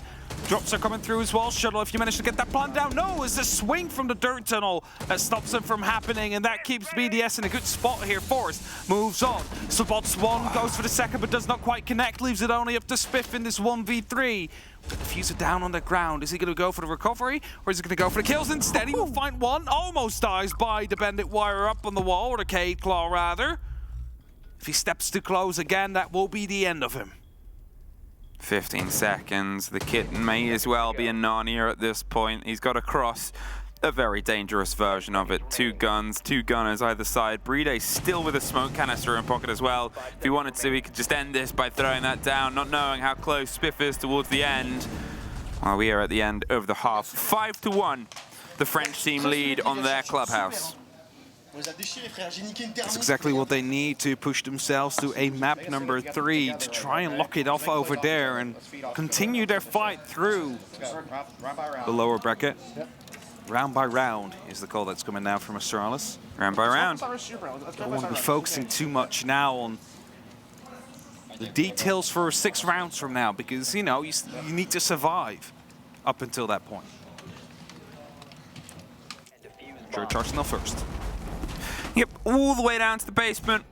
Will this be BDS taking us to the 3rd map quite quickly? That's always the sort of moment here, is, you know, if you're able to get yourself a quicker response, then, yeah, you'll be less tired, you'll be a little bit more energized, you have the confidence of a quick hand on your map, but it sort of gives Astralis that, like, blink break, and then they're back in, maybe with a little bit more. Obviously, as we said, this is the last game before the teams, I'm not going to say have a day off. They're probably going to be quite busy tomorrow. They'll be very busy. Scrimming, preparing, watching pods. But, 5 seconds to go. You know, it's that do or die moment. One of these 2 teams will not be continuing onto the main stage. Here we go, though. The start and the extension, they've got themselves prepped for maybe a cheeky go out the window and the door. They've got the bait of the Alibi, the Prisma. They're hoping somebody maybe put some pressure onto it, and then they could swing on the back of that on the door itself. No gifts, J9O. He's got himself locked up around Adam. The keeper barrier is giving him a little bit more wiggle room, but it's still not massively survivable. So how long do you sit here? And how long? Well, not very. Spiff, he rotates back. The pair of them, they're getting out of there. BDS and their attacks are going to be making sure they lock it off here, or at least try. It's going to be the Ying opening up the hatch first. Now, this is going to be providing an avenue for those Candelas to just go through and allow Shaiko to push on, just like Likifak. But they might be going for different approaches as well, and that's what they usually do. You open up as many hatches as you possibly can. You open up as much of the vertical area you can, just to make sure you buy yourself options and you limit that of the defenders. Now, as the time ticks down, it is a very heavy turtle hold here from Astralis, and that means that if BDS realize this, they're just going to be coming knocking. Castle barricades and motorcycle, though, are going to be potentially helpful if they do drop through. Oh, thought it might have been something there. Just hates that bit of wall. What else in particular? What else does he hate? That bit of wall. And he's going to steadily make his thoughts well known. They're concerned, as you would be, about a C4 coming from underneath, but what they otherwise will have to deal with is a lot of potential impact tricks. There's still 5 in pocket here for them to maybe play underneath the kitchen hatch, keep that coordinated, but there's otherwise not the pressure coming down to it. It's the fight here over onto the wall itself for now. They've utilized the hard breach charges. Maybe we just missed the approach onto the kitchen hatch. Maybe they're not curious about it. Quick spots coming down with the Solace. Still locked. I think it's going to be clear. Yeah, still locked. No worries as of yet. 40 seconds counting down. Keeper barriers are being set up. BDS, you need to pull the trigger right now. And that is going to be coming with this blowtorch, opening up a line of sight. That's still survives.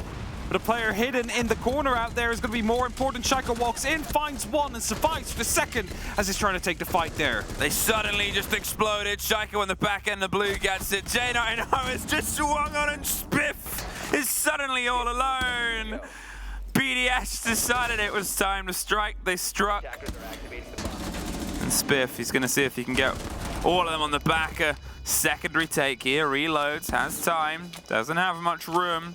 Could open himself up a bit of a rotate, but not all the way around, so has to go with some width. Cannot find the connection. BDS, they sit on map point, ready to take us to the third. And there's 5 attempts for them to make it happen.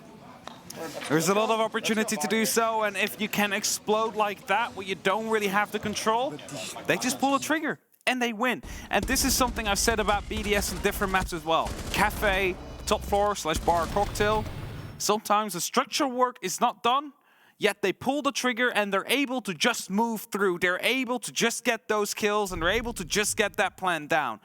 That's a strength they have. Of course, they don't want to rely on it, but if they aren't able to work quick enough, it is always that trump card they have in the back of their pockets. Bar stage, Astralis. Again, they're taking it round by round, making sure that they are trying to stay in it that way. It's looking very dicey now, because they need to come back 5 consecutive rounds in a row before OT hits. Billiards is being barricaded again. Don't know what that was, probably to shoot a drone. Hey, it's a Solus.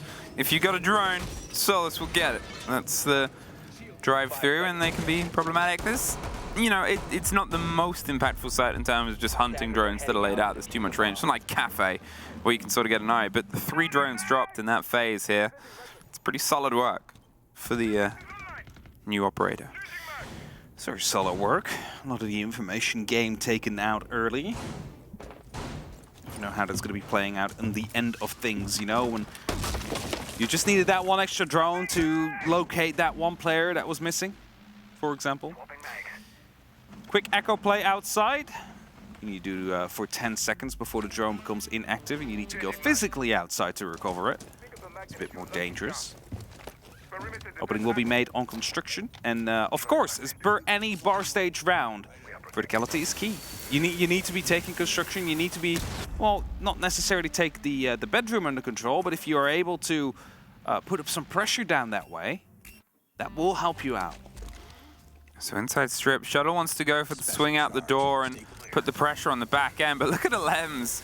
He's sort of watching one end. He swung around when the breach came together, obviously. They also have some pressure, but there's nobody really in that place to get caught. Iconic can rotate up. He's hanging around the bottom of red right now towards, you know, the back end, but with the Alems putting pressure onto Forest, at what point do you go for the movement? At what point do you go for the fight back? J9O under an increasingly small amount of territory that he can control. The blinds go out. He puts the glasses back on. He's more than ready for the hop in. There's nothing too specific to hide behind, but they push the player out at least. An aggressive take over the top. Shaiko finding one more on the back. They're concerned of the rotate I talked about before, but it's not coming yet. Iconic has a long, long road to go. It's a very long road. More breaches are coming through, and as the Yoka drone is getting itself in position to try and stop any plant from happening. So be careful it doesn't get caught on the way down there, because then suddenly you lose out on so much denial. Rotations are starting to come through from BDS, so is some more verticality just to confirm that the kitchen is cleared. No need to worry about it, so is its hallway. And there is this time on BDS. They don't need to hurry. They know how much time they need to get this to stick. And that's exactly what they're aiming for. Oh, the push potentially coming in from Strip. Yeah, they've, I think, read where the back end was, and Spiff's holding onto the bathroom. There's been a rotate up the stairs. Iconic, he's made himself a little bit closer towards the fight. The grenade rolls through, the pressure is on him, and he knows his number's been called, but 20 seconds. If he's drawing attention, that's a good play. The spray comes against it. Spiff's able to get out of there. Bride's going to see if he can stick the plant. With Shuttle moving a drone round maybe to stop this. It's making its journey. It won't get there in time.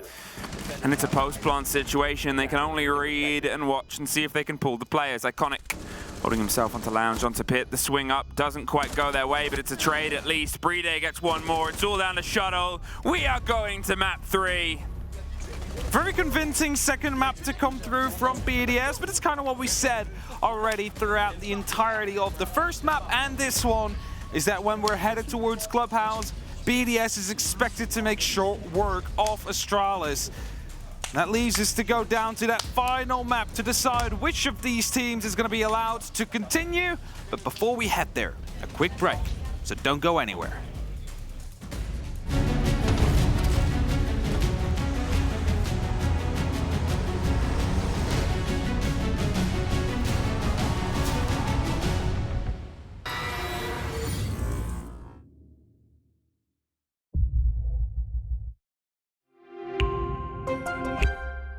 I'm Nicholas Morton, but you know me as Pingu. I'm a two-time Rainbow Six Siege World Champion and former top Rainbow Six Siege player in Pro League.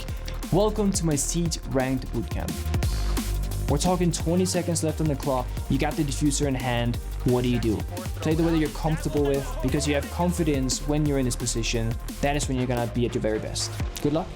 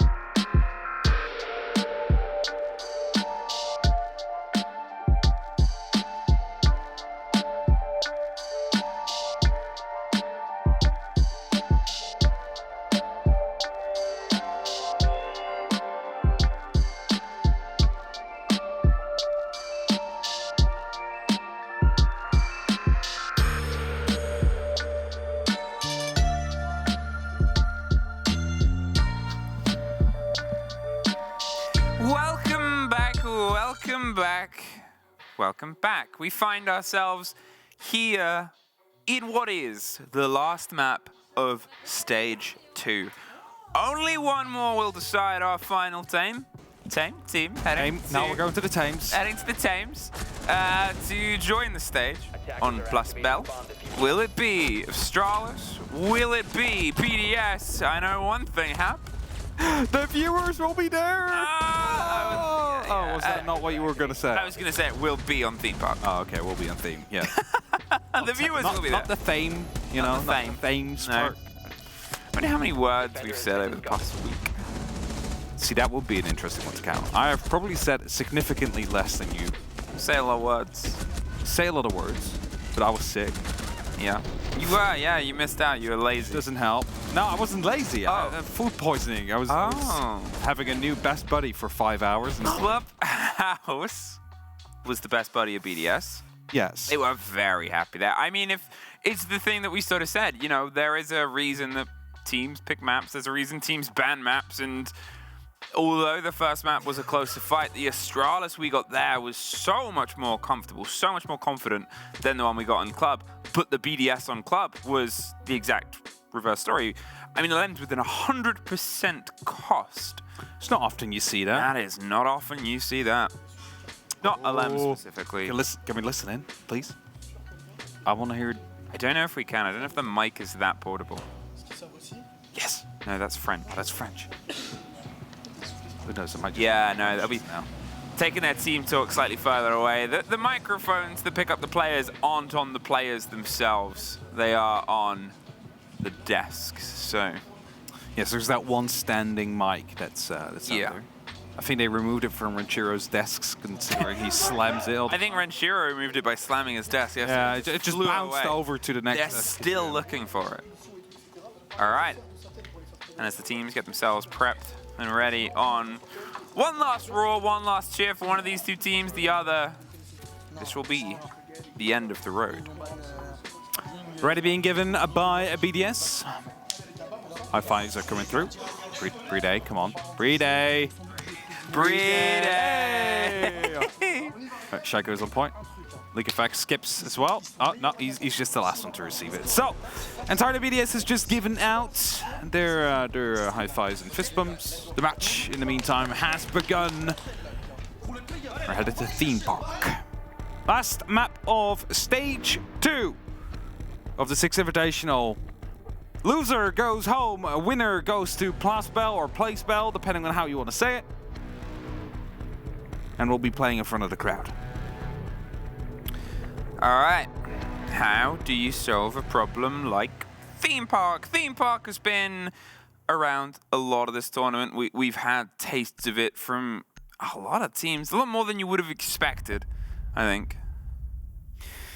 Well, yes. I mean, we knew we were going to be seeing a lot of different maps, right? Yeah. It's always a bit of a good treat to see maps that we usually do not see in Best of 1. Yeah, Theme is a horrible Best of 1 map, but an interesting Best of 3 map. Yes, exactly. And talking of which, it has actually played 15 times so far. It's going to be 16 now.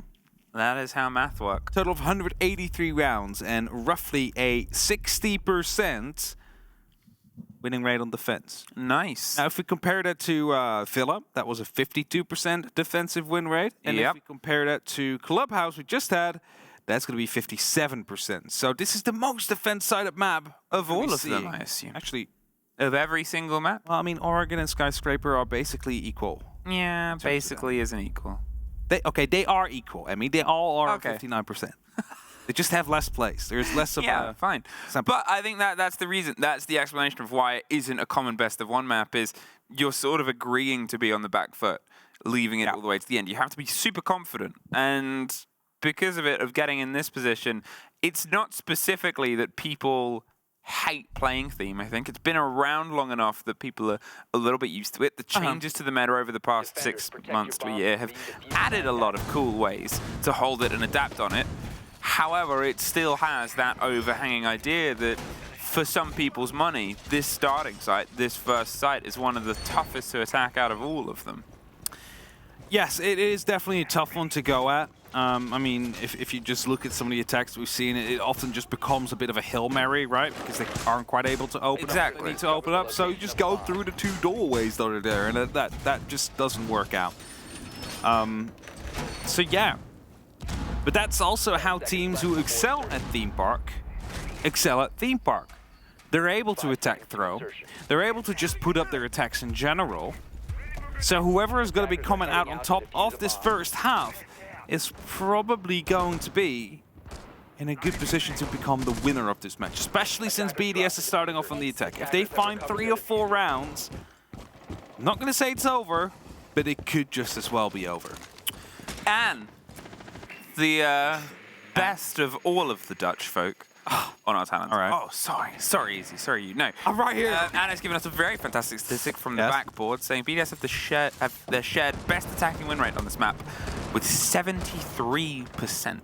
So they are a threat on this opening half. As I was saying, that's how you differentiate yourself from your opposing team. If you are good on your attacks, and if you find 3 or 4 rounds, you will be, well, not quite vibing because it's still a lot of stress, because if you lose, you go home, but a bit closer to vibing than the team that's currently behind at that point. So, as the drones come through, they will be taken out momentarily by Forest if it does persist. There'll be 2 players of Astralis currently a little bit offside to prevent the top of Dragon to fall quickly. C4 will get rid of that first drone. It's not going to be picked up by the Pest.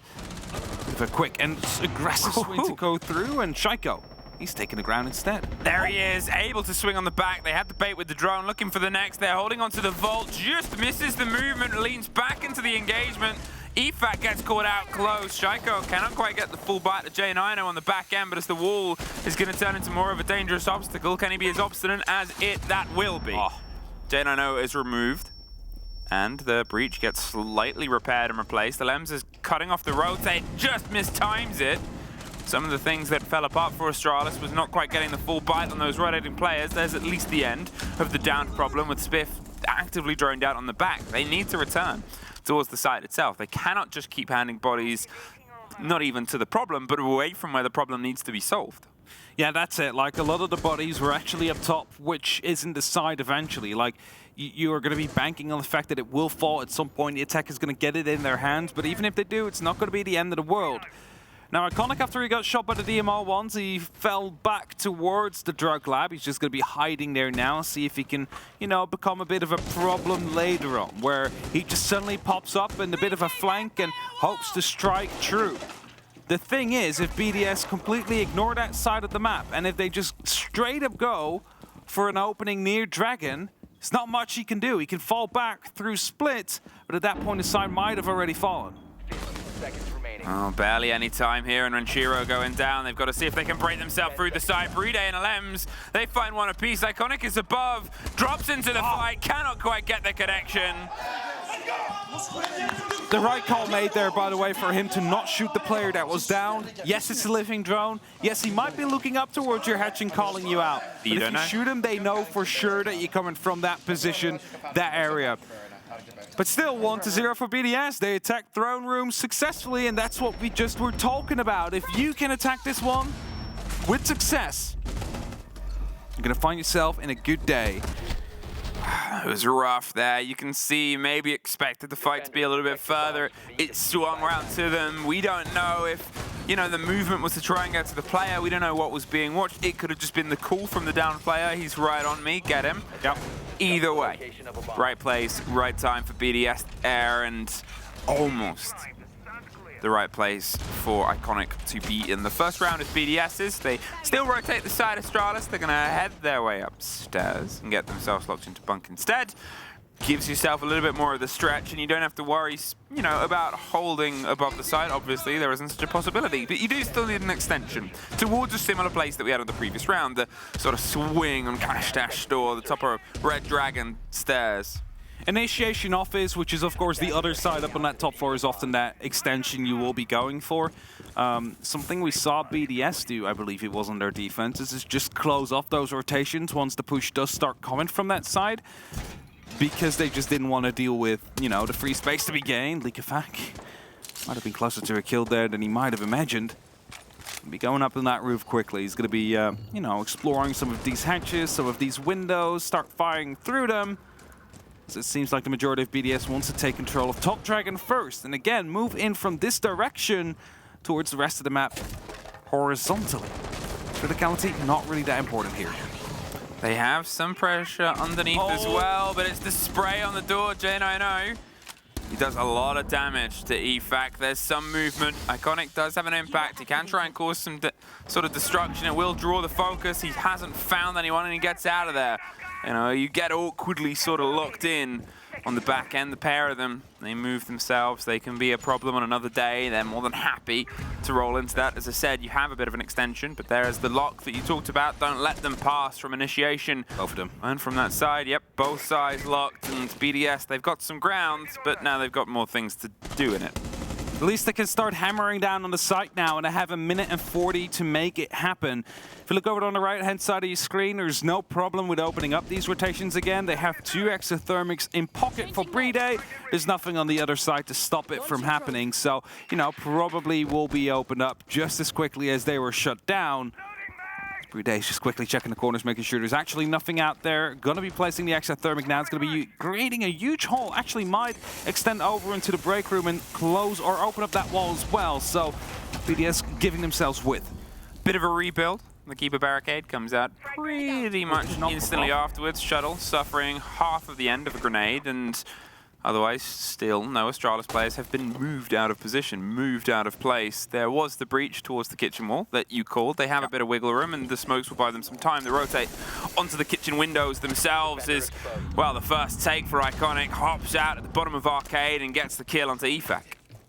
It's what they need. They need those entries here, because if you let BDS just attack, they know exactly which angles to slowly work out. And just look at the amount of vision that Ranchiro has right here. Break room is basically completely open. There's no safe space to go there. But the one worry BDS have right now is the 30 seconds left on the clock. Diffuser in hand as Alems just swings through. It's going to be able to drop one, and suddenly it all goes to BDS. I don't even understand. They decided to try and take the fight on the side. Iconic can't get his way back up the stairs. And from 20 seconds and nothing to 10 seconds and a technical.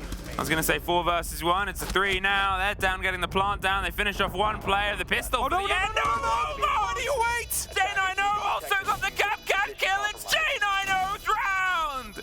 Didn't see the Capcan kill for a second there. That Capcan really did save him because he waited for like just a little bit of time. And then the diffuser came through.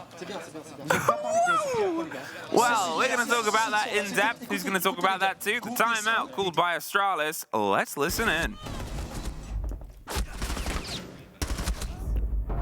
seconds left. So last I'm going to talk. Listen, I'm not saying this. Like I said, I'm not going to lose this fucking game playing lessons. We're going to lose it. We're going to lose it. We're going to lose it fucking playing. Start moving with it. Don't just stand by. You know, they're making the same shit. It's going to be probably right now. The only other thing I think we maybe do is some sightings.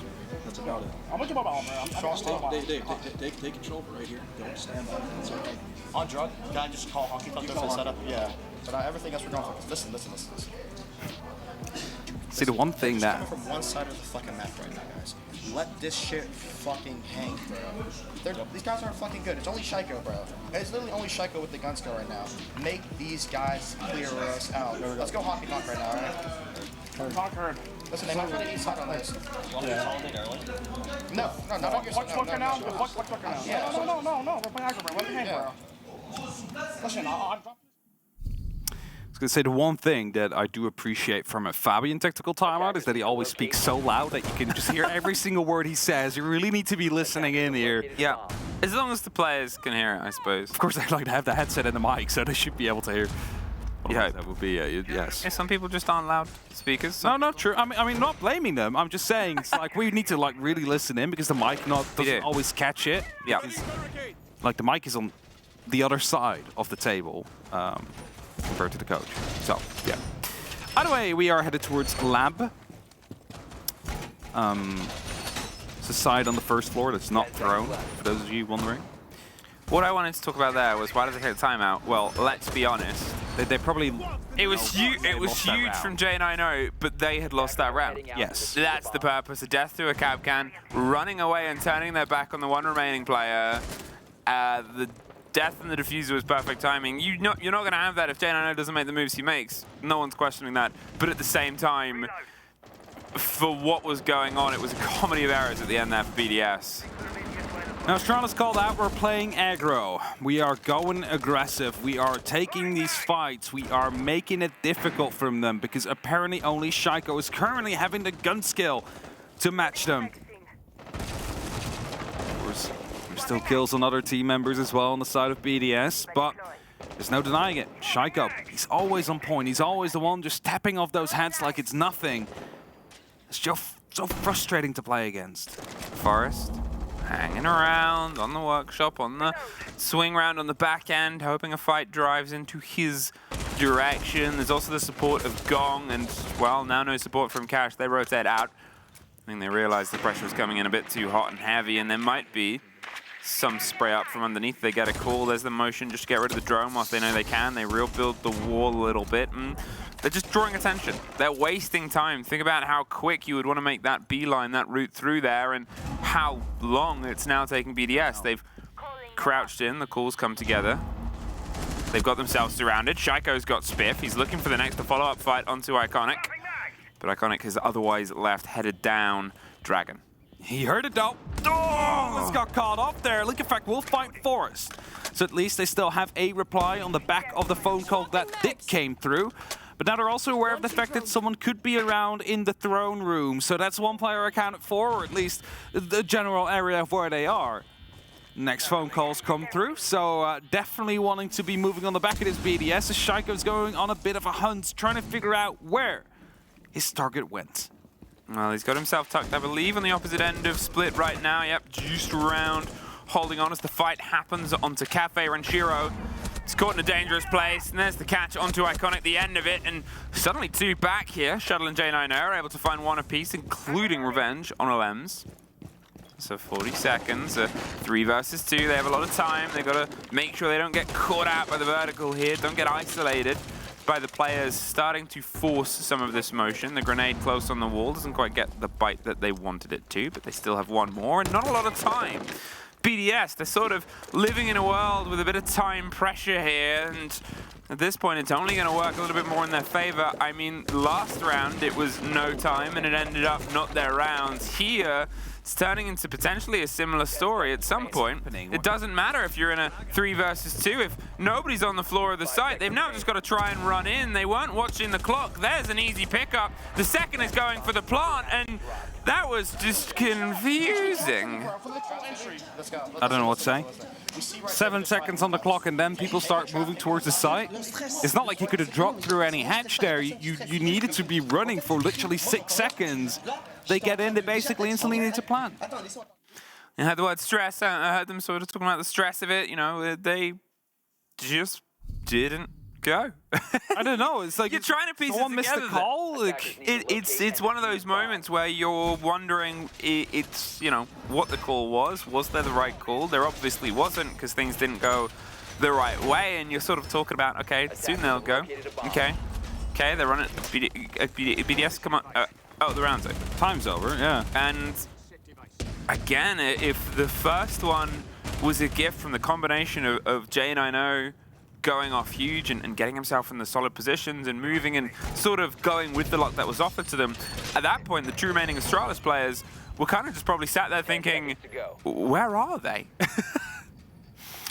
Yeah, that's it. Like, you're just sitting there. It's like, is this like what kind of a round is this that people are just not knocking on the front door, even though they had a numbers advantage? Like, if they went for a trade game 10 seconds earlier, they could have been successful there. Like, send a drone in, there you go. Now, a spawn peak will start things off. J90 will find the LEMs. It's going to be the Dokkaebi gone, no phone calls to come through, and as well as one of the top fraggers currently on BDS off the board. Iconic.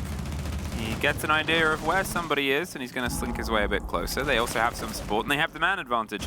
They're kind of happy to press it. Forrest wanted the fight. Shows up a little bit late to catch EFAC in his rotation. So instead, the hatches the windows. They'll start to get some pressure from across the bow of Cafe. They've got a lot of attention towards the top of Dragon as well. Ranchiro is looking for Spiff and looking to cut off his rotate, but he's otherwise pulled himself just a bit further back and then actually stepped right back into the Dragon window. They're going to rebuild it with the Keeper barricades and help put pressure onto Cash Door. Shaiko sees ahead, cannot get the connection. A minute has passed, and again, still a lot of pressure coming through here. Oh, the opening from the sledgehammer. Spiff almost losing his life twice there, but getting away alive. J90 finds a second. Shaiko taken off the board. And they will fall back because they don't need to stay around right now. It's throne room. They have a 2-man advantage. You just wait now. Let them come to you. There's nothing they can do. You will have flanks upon them as well. You're not all playing on the site. There is no utility to clear out every single room for BDS. This is it entirely. Astralis, they have a double down man advantage. Oh, what? J90 has banged through the wall. Yeah, been absolutely removed from the round there, but at the same time, with the work he's done before, it's still a good bit of growth. EFAC, he's looking to see if he can get one more, just cannot get the side of the Azami. The rotate back round. Astralis still have a player on the back end of the top floor, waiting and watching, and they're more than ready to come in with the pressure rotate later on. You know, tucked in close for the fight, and they aggressively leaned in to try and get the bandit charges. 2 of them caught out by Spiff's swing there.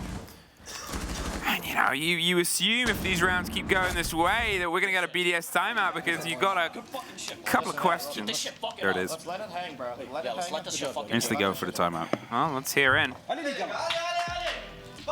Allez les gars, je casse leurs 3 rounds, go se remettre dans le match les gars, remettez-vous en tête que c'est la dernière map du BO, et remettez-vous en tête que là si on perd, c'est fini. Donc on se remet dans le match les gars s'il vous plaît, c'est le 6, reconcentrez-vous dans la game, on remonte 3-3 les gars, il faut qu'on mette un max de rounds pour qu'on soit tranquille en défense, ok? Moi je sais ce qu'on va faire, Là vous avez vu pour le premier round, je suis ultra carré, full setup, reculé. Là ils ont complètement changé, full trap ultra gros. Qu'est-ce qu'on fait contre ce genre de truc? Je fast direct BP. Donc go de sortir de Lightning, go sortir du Lion, go sortir de la Marou.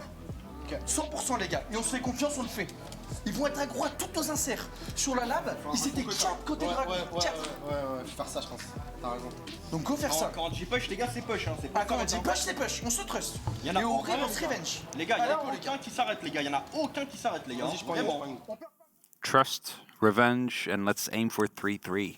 I think there's conversation ahead as well. Conversation, yeah, talk. Talk. I heard s'il vous plaît, which means please. Please talk. Please talk, yeah. And then after that, you had Likafak taking the word, actually. He's been very vocal for the team. And he started saying, like, just trust in the push. And now you're looking at your screen and you're like, okay, I can see trust in the push. Yeah. I can see what he's going at, what he's aiming at, what I mean, to be honest, think about the opening 2 rounds. There was trust in the push. They were swinging breach holes to get fights and then succeeding. They were winning these weird engagements. And to be fair, Astralis realized that, stopped it and said, you gotta not be scared of the gunfights with these guys. It's only Shaiko. I guess that's a debate for you to have with French Twitter. And the fans of BDS, but at the same time, it's worked. Look at the motions they're making. Look at the shots that they're hitting. It doesn't matter who you're up against or who you're shooting against. You should always think you can beat them. Otherwise, you've already lost. That is being proven now, and BDS, they got to try and remember that themselves. They've got a lot of grenades, a lot of pockets of gear here to try and go for something a little bit short, sharp and sweet, but they need to remember that they are a good attacking side on here, and they want the 3-3-half. So what we're aiming for, and trust in the push. And let's see how that works out. Now the Amaru has been picked out. You see the Lion coming in. This way. Vertical angle to be created as well. It's going to be playing that with the MP7. Door behind him gets opened up, so Shuttle decides against staying there. Instantly moves out, and there's the push we were talking about. I mean, trust in it. They're inside the site. They dropped out through the wall. Spiff had a punch hole, and he's able to get a Lems, but Efak does find one in the meantime. Shaiko gets J9-0, and it's a close fight on the door for Renshiro to just finish out. There's a rotate coming underneath him from Lab. There's only one on the site itself right now, and Spiff, he's able to get the first. Huge take. Gives the game away where he is, and he's probably desperately crying out for a teammate right now because he is not in a good place. Sees the back end, almost gets the punch kill before Forrest locks it in, and Spiff gets it down to a 1 versus 1 with Forrest having the last play.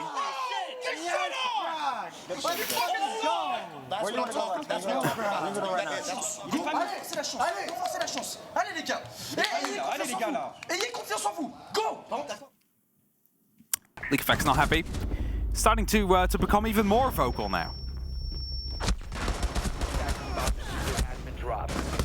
Such a weird round ending there. Like, just I mean, I get why the gunfight was taking place. You thought someone was going to be stuck in a corner. The grenade was there. The gun was there. Just he managed to slip past both and then find someone with his back against the wall because he was fighting someone else on your team. I mean, it just worked out well for Astralis right here, and they find themselves 4-1 up. They did what they needed to do on their defense. They managed to find those 4 rounds to at least honor the statistics.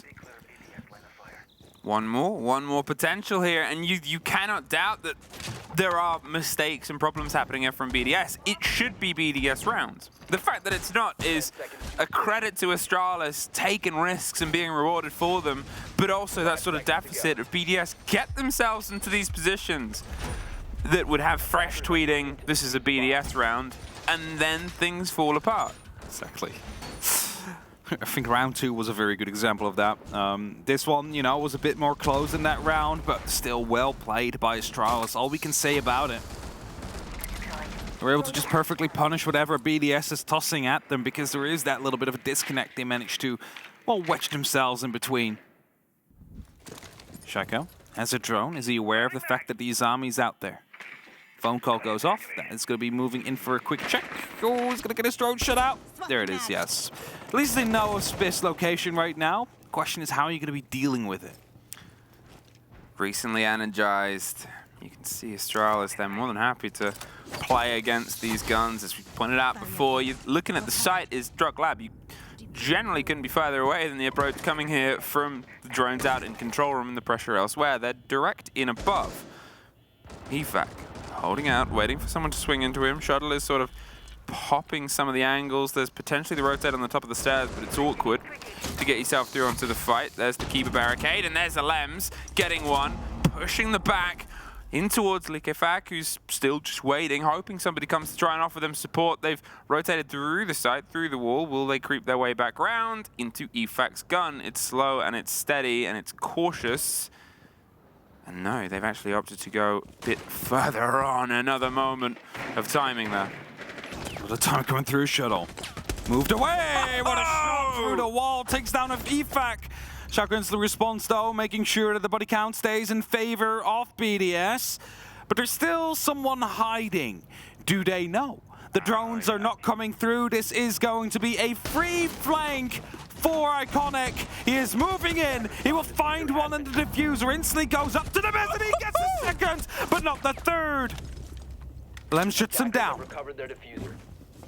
2 versus 2, 50 seconds, and time was the weird end to the round last time we were here. Before this time, BDS have one less player. It's got to be down to Alems and Renshiro versus J9O and Forest to try and bury them inside the side itself and then go for the push. They're making some space, shepherding it. There is still a C4 in the pocket as well, whether they want to try and use it against the soft and risk the fight, or wait until the plant tries to tuck itself in. That grenade rolls to nobody, and a bit more damage is done. A slight rotate round. The watch on the opposite end. 30 seconds have passed. Now they move. Fair bit sooner than the last time. The first reveal of the first player, the grenade, all the way tucked in close, but it's all time that's ticking away. It's a bit of a firing line, and they have a great split push set up here. Close in on the plant. The other side of the soft, Renshiro, he's getting you through the wall. He's going for the fight. They've got to get the kit. They can't quite get the fight, and J9O is safe.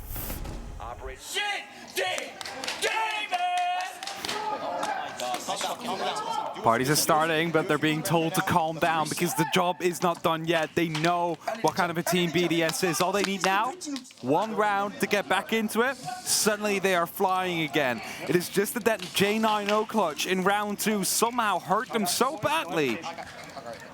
Just haven't been able to get back into the game fully. I mean, there's a disconnect here with BDS on their attacks there, whether it's the sheer weight of what they had to do and what they have to do on this map, the fact that it's this or it's done.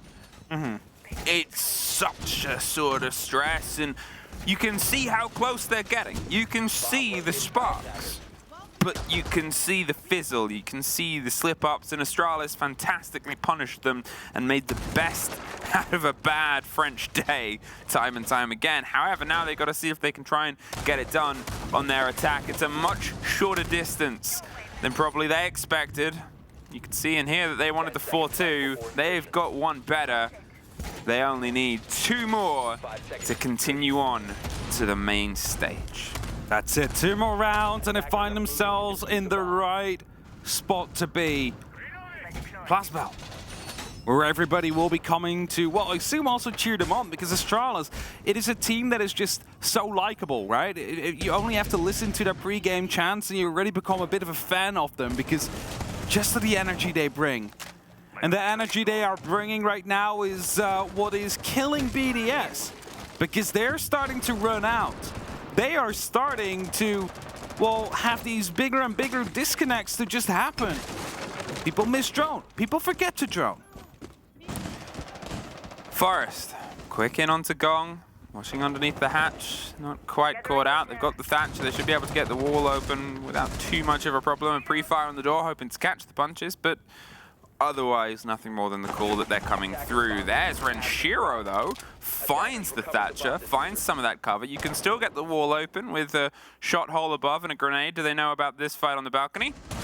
Yes, Spiff gets the Lems, takes him out of the mix. The Solace is gone, and, well, so is that man advantage. Yeah, quickly taken back. Luckily for BDS, though, it's going to be the Thatcher that's off. It's going to be making it quite hard to actually open up, as Likafak is forced to fall back now as well. J9O goes on a bit of a chase, hoping to do that through Drug Lab, and actually might be gifted it, because there is the Goyo just sneaking through. He's not checking it! He gets the kill as well. Likafak, you should have checked your window. Had a mistake there at the moment. J9O in the perfect place. Now that man advantage has swung its way back over to the opposite end. The grenade will pop that Goyo canister early, get rid of it, so it's not a problem, not a thought for later on. There's another grenade that gets rid of the Keeper barricade, and it should get rebuilt. There it is, right on the door. But the rotate is coming from the opposite end, Astralis. They've moved over. They're doing some of the pressure on the top. They've got some of the attention paid towards the hatches. They're going to hit the back end of the site and yellow itself, and, you know, you can get pretty good bits of damage, whether it's the change of not having the Thatcher. As I said, you can still, with that one remaining grenade and the 3 flashes to burn it, get a wall open. Just might not be the wall that you maybe initially wanted. Spiff smashes the board. We can hear the walls falling. Another keeper barricade. BDS still just waiting for this to come to a shove. Oh, Ranchero takes a lot of damage right there. He's rebuilding the side the entire time, but with this, they've given some safety to a player. If they wanted to go into side, a split, Ranchero and Shaiko both pick one up. Shaiko does get taken down, brings it to a 2-on-2. Shuttle with the diffuser is on the ground now, and that means that BDS, all they need to do is just sit tight, and they'll be able to win themselves around. Ranchero swings and gets the kill. 2-5. That's French energy. Thank you, well done. That's what they're shouting in French. Thank you, well done. That's what we need. Those kind of rounds. They're just gonna keep it explosive here. Yep. And Astralis is saying, let's keep this explosive. Because, I mean, rightfully so, because all you need to do is just break through ones and you're finding yourselves on 6. And then the pressure is going to be increasing so much more onto BDS. Grim. The bees. Now you can make bee jokes. Bees. Not during maps when there's no Grim. If they stick it, but this is a curious lineup.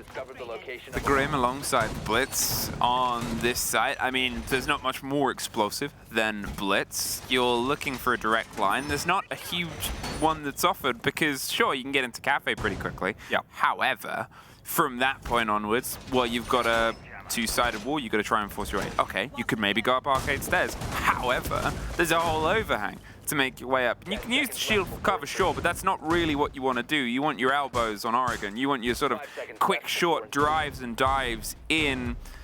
There's a couple of narrow corridors, and yeah, that's why I think maybe they assumed somewhere else. Yeah, just went off completely off the entire plan. It's just a bit awkward. Don't really want to go for it. I think maybe on a bottom floor hold, it is more successful than the top. Oh, 100%. Nature. A quick hop in and suddenly you're in the bathroom. Yeah, exactly.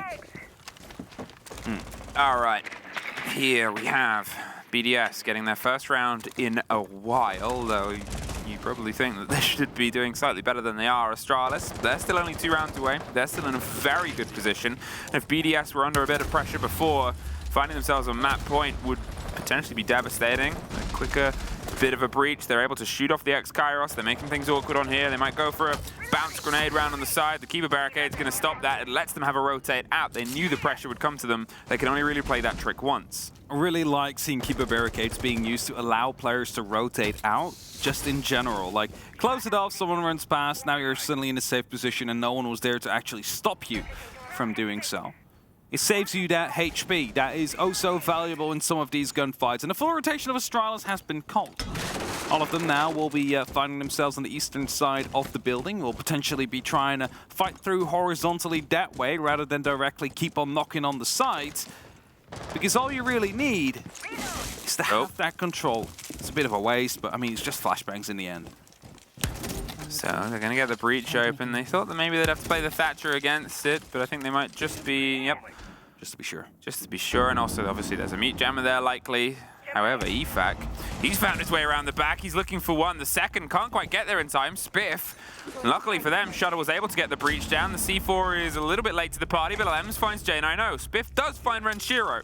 They're still trying to push the drive here, Astralis. They're still saying, well, we started, let's finish the motion, and suddenly it's an even hand and a 3 apiece. They're watching for the rotates on the back end. They've got some of the clarity in towards the site itself. They're waiting for BDS to lean themselves into one more engagement, and they have plenty of time too, but time is a precious resource. The pre-fire on the angle, the swing round, the rotation, and just slipping by. Waiting for Iconic to rotate up to a spot where it can be helpful, and he's doing that right now by going over towards Cafe. Meantime, I believe we have a repel on as well, so really a 3-prong attack coming through. The grenade is not going to be taken down. Leak effect, but does a lot of damage here.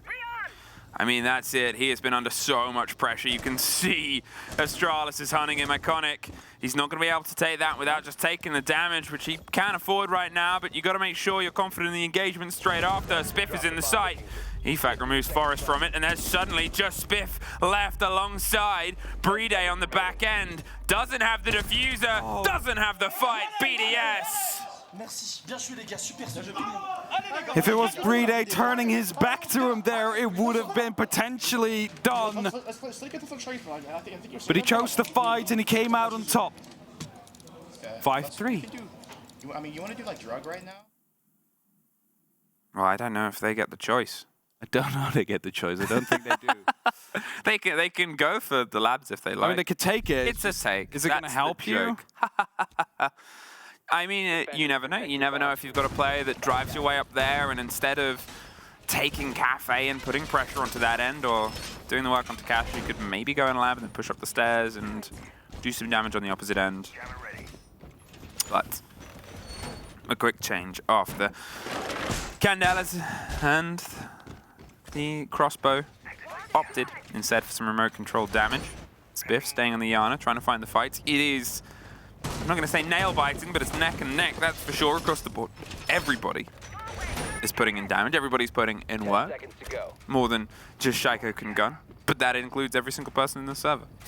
Over the first half, BDS has been able to pick up 4 entry kills. But they only managed to pick up that 1 round. Yeah. Shows you what kind of a mental state they were after that J9 clutch, just unable to, well, really convert those rounds due to Astralis just fighting back, not giving up when they're beaten. And we do not often see 612. Yeah, I was going to say 612 SD this one, because this one is suppressed, I believe. Yeah, you do not often see that gun. Fair enough. We'll see if they can try and get some work out of it. If you're in the right place, in the right corner, maybe, if you're going for some damage. But we've seen Astralis very happy to take these long firefights. You have to be cautious, because when they're not trying to take them, they're definitely trying to weigh them up. They've got multiple Astralis players happy to go for individual engagements. Efak, he was hoping somebody would be putting pressure onto the window, but the Roteros are being driven in from a safe height. That one rolls on through.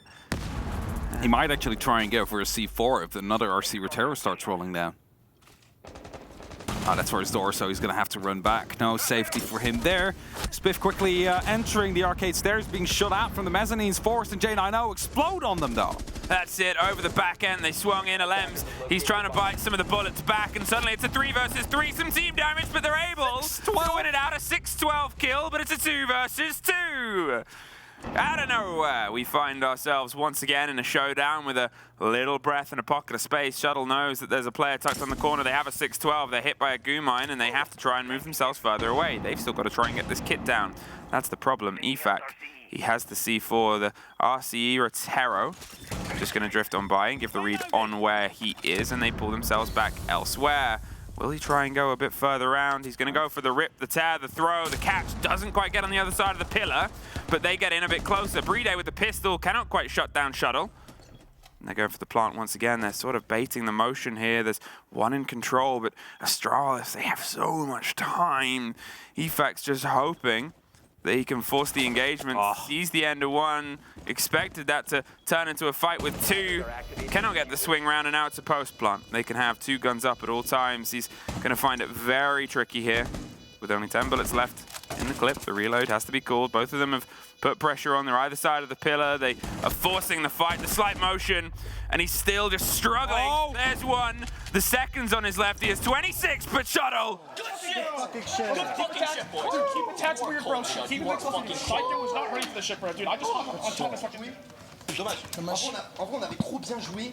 C'est juste que, en fait, le mec qui a drop CQ l'a tout baisé. Allez, c'est pas grave. Dommage. On va trop là. Ouais, go trop. 0-0. Yeah, 0-0. Dead ass. Yeah, 0-0 right now. 0 fucking. Wait, everyone, deep breath. Yeah, they can just go. Deep breath.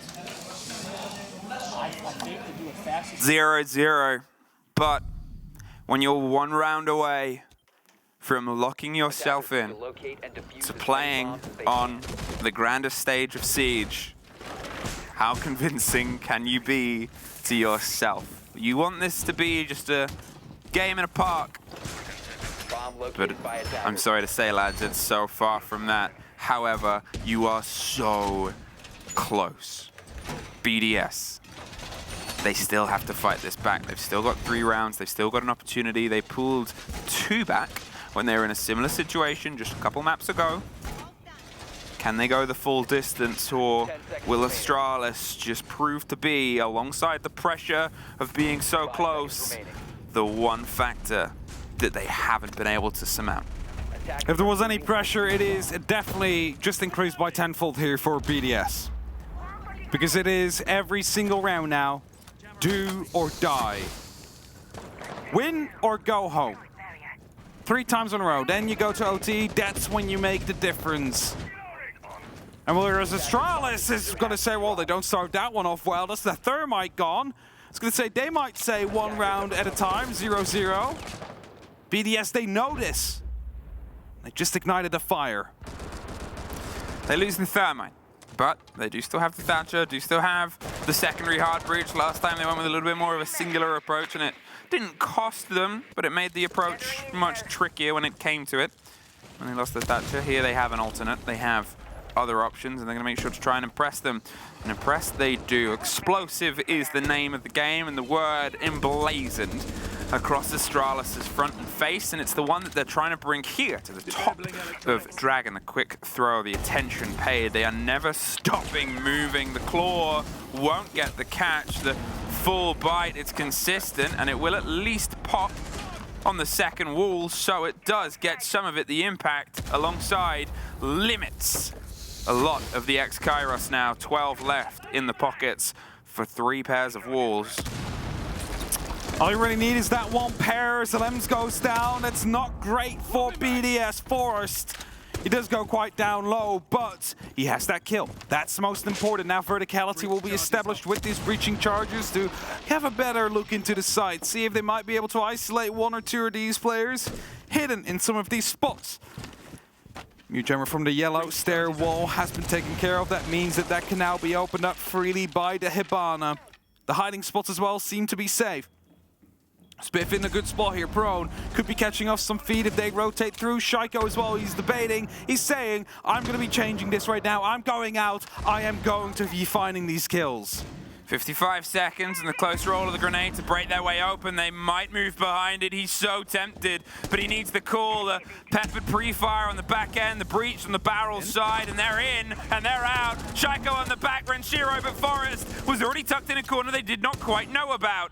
Iconic's able to find the back end on the killer. 2 versus 2, and there's EFAC doing his best, but he's isolated on the wrong end of Drug. They have the kit in the back end of sight. They don't quite have the confidence to go for the plant, but with 20 seconds left, they have to try it sooner rather than later. They're baiting for time. They're watched on the camera. They know as soon as they went for something, they wouldn't really get anything. They're gonna not quite get the pop of that. The call of the Malusi, the swing of the big guns. There's the second.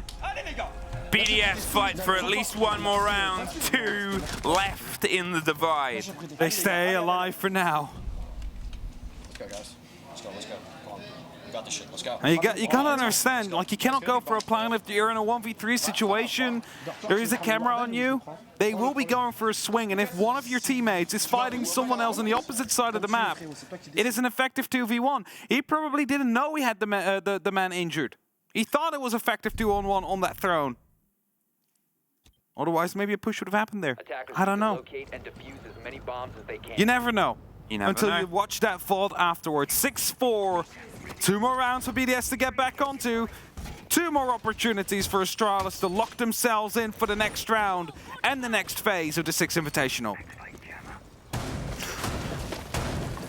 The first body last time was Shaiko, with the peak and the peer down towards the approach, and was able to pull out part of Astralis. You assume that's not going to be a problem that they can sort of play a lot, although we've seen BDS dabble with it from plenty different angles. As you said, the entry statistic has been quite a good one for them. It's just the follow-up that's really let them down at points.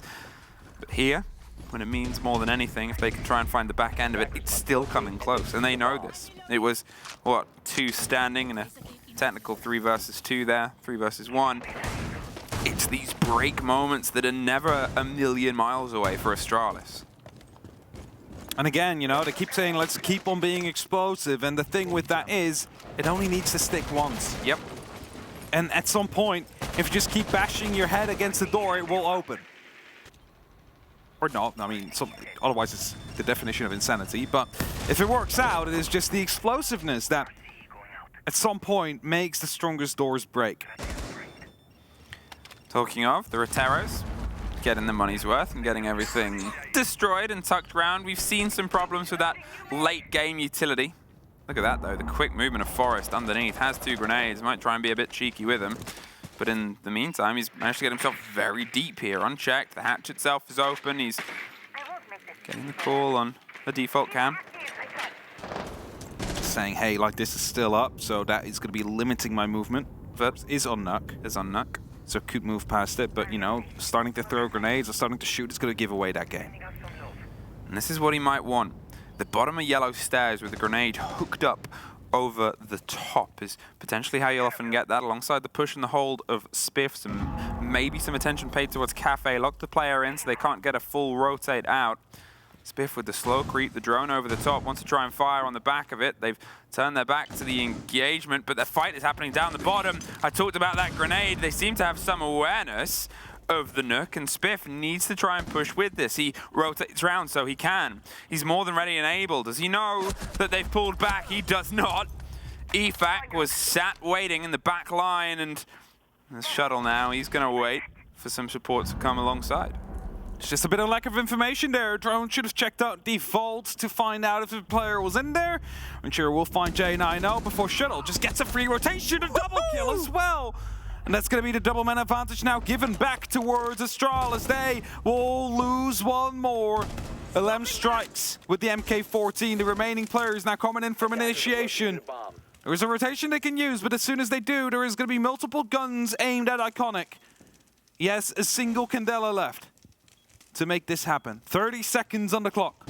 Shuttle, he's low on HP. The camera will be giving away the game, and as the Candela pops out, they need to make a move now because they've just used their last pieces of utility. They're driving around. He wants the bulletproof. He doesn't have the teammate, and he slipped his way back round. He's onto the rotate. They're watching from the back end. He knows it's on the camera. He's able to find the first.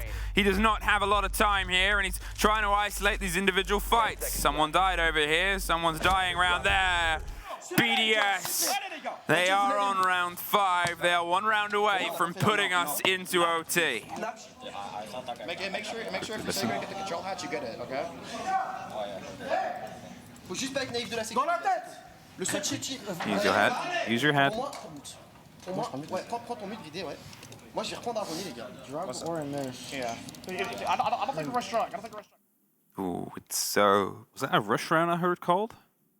Or did he say restaurant? I think... I don't know. It could have been... I'm confused now. It's like either I'm going to play a rush round or I'm going to play a restaurant. Maybe. Which could be cafe. Could be cafe. Ooh, it's tense. It's tense, and we are still close because every player is firing in this game. There's no two ways about that. And, you know, the fact that when you look across the grander scheme of things in terms of the KD game, BDS are technically better, which really shows how much work was done by Astralis in the first half and how much was sort of lost by BDS. And now they've started to eke these rounds back, but they're still close. There's still these sort of nail-biting moments because I've said many times throughout this, a round isn't over for Astralis until it's over, and we're on the next round. Attackers are heading out to defuse a bomb. We're on the next round indeed, round 12. Either we go to overtime, and truly it will be 0-0. Or we will be seeing Astralis be the final team to qualify themselves for Place Belle for Stage 3 at the Six Invitational. Prevent another EU matchup in the lower bracket. And pressure starts. Over the back end, the break on the control room hatch, the attention paid towards Cash on this side. Remember last time it was the sort of 2 versus 2. They were trying to eke the plant in because everybody died within a blink of an eye because of the fight that happened here on the opposite end. J9 starts with some pressure. The Kiba barricade has its own response to it. But BDS not taking too much of a risk, not trying to lean themselves in. They know those are being replaced, and at that point there's other work to be done, and it starts with Iconic. On the far end, breaching and breaking through the barricades, prodding, prying, trying to find this grenade over the top. Very well placed, does half the damage to LMs, not quite the full bite, but again, anything helps. The spray over the top all the way to the back, Forest. Sort of making a statement, the control room is ours, dare to swing it. Just suppressing over there after he got shot so he can make his way back out again. Another grenade is soon to be tossed in. No, it's not. Shaiko took Cash into his own hands, finds the kill, but he's going to get traded out. Spiff finds the return kill. 4-on-4. We continue trading throughout these games. But this is maybe the most important round for both these teams right now. Iconic takes a chunk of damage. The pressure might come back in, and there's another rebuild on that window. But EFAC, he might be the next force to either be reckoned with or removed here. There's still this calm, still this pressure. Cafe and Spiff rotating his way back up the yellow stairs, back up towards that corridor, cut the fight. Iconic goes down. There's J9O instantly with one back, and he's pushing his way all the way up towards the site. The ping's on the player, they're moving to the rotation. They're concerned about the loose fight to the right-hand side. Lems, he's under a bit of engagement. Shuttle's going for the plant. Brede, how close is he? They don't know! He's crouched, but there it is, J9O! With a triple, it is just a Lems left in a 2 versus 1. The man, the IGL, the noise for the team. 30 seconds to see if he can try and stop this plant and play. They're on the wrong side of the door. They swing and he can't find it. It's a trade! And Astralis to the stars, never gave up, made sure they made the most of it all. And you see it on Spiff's face there. You cannot deny he's been a huge part of this for the team, but to be fair, all of them are the drive. It is Astralis that will move on. It is them that will be playing in front of the crowd. And the reigning major champions have been defeated. They won Club as we expected. They brought it close here on Team, but I cannot help but think that the J9O clutch in round number 2 was the match-defining action that eventually got Astralis to where they are now. A quick celebratory dance before they're gonna go over to BDS and, you know, fist bump them one last time before they will go back to France. BDS will not be joining us on the grand stage in Place Belle, and we were so close for the French fans to have that moment. We will not, but it's because Astralis do not understand the word surrender, do not understand the concept of giving up, but they definitely understand the concept of Rainbow Six Siege. They definitely do, and as I mentioned before, they are a team that is, it's just so easy to cheer for them. The amount of energy they bring, they're so enjoyable to watch right before the match, during the match, and after the match. So I'm pretty sure that a lot of the people coming in to Place Belle will be very delighted to see them play. And that's it for live games for part 2 of a 3-part epic. But before we entirely hand things over, let's go to a quick break before we're back with the desk.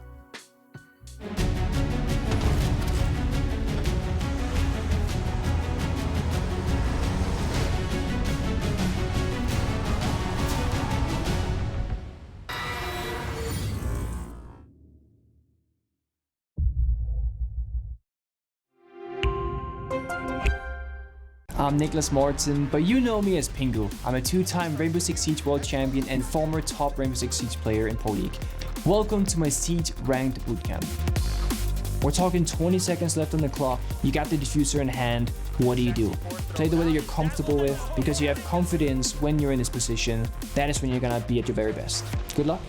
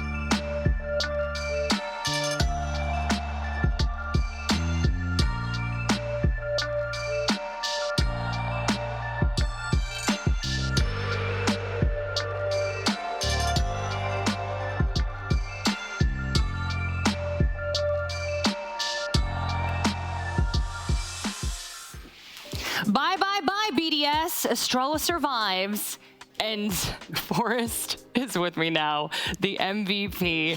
I mean, I can see you're still shaking a little bit, so I can only imagine how you feel right now.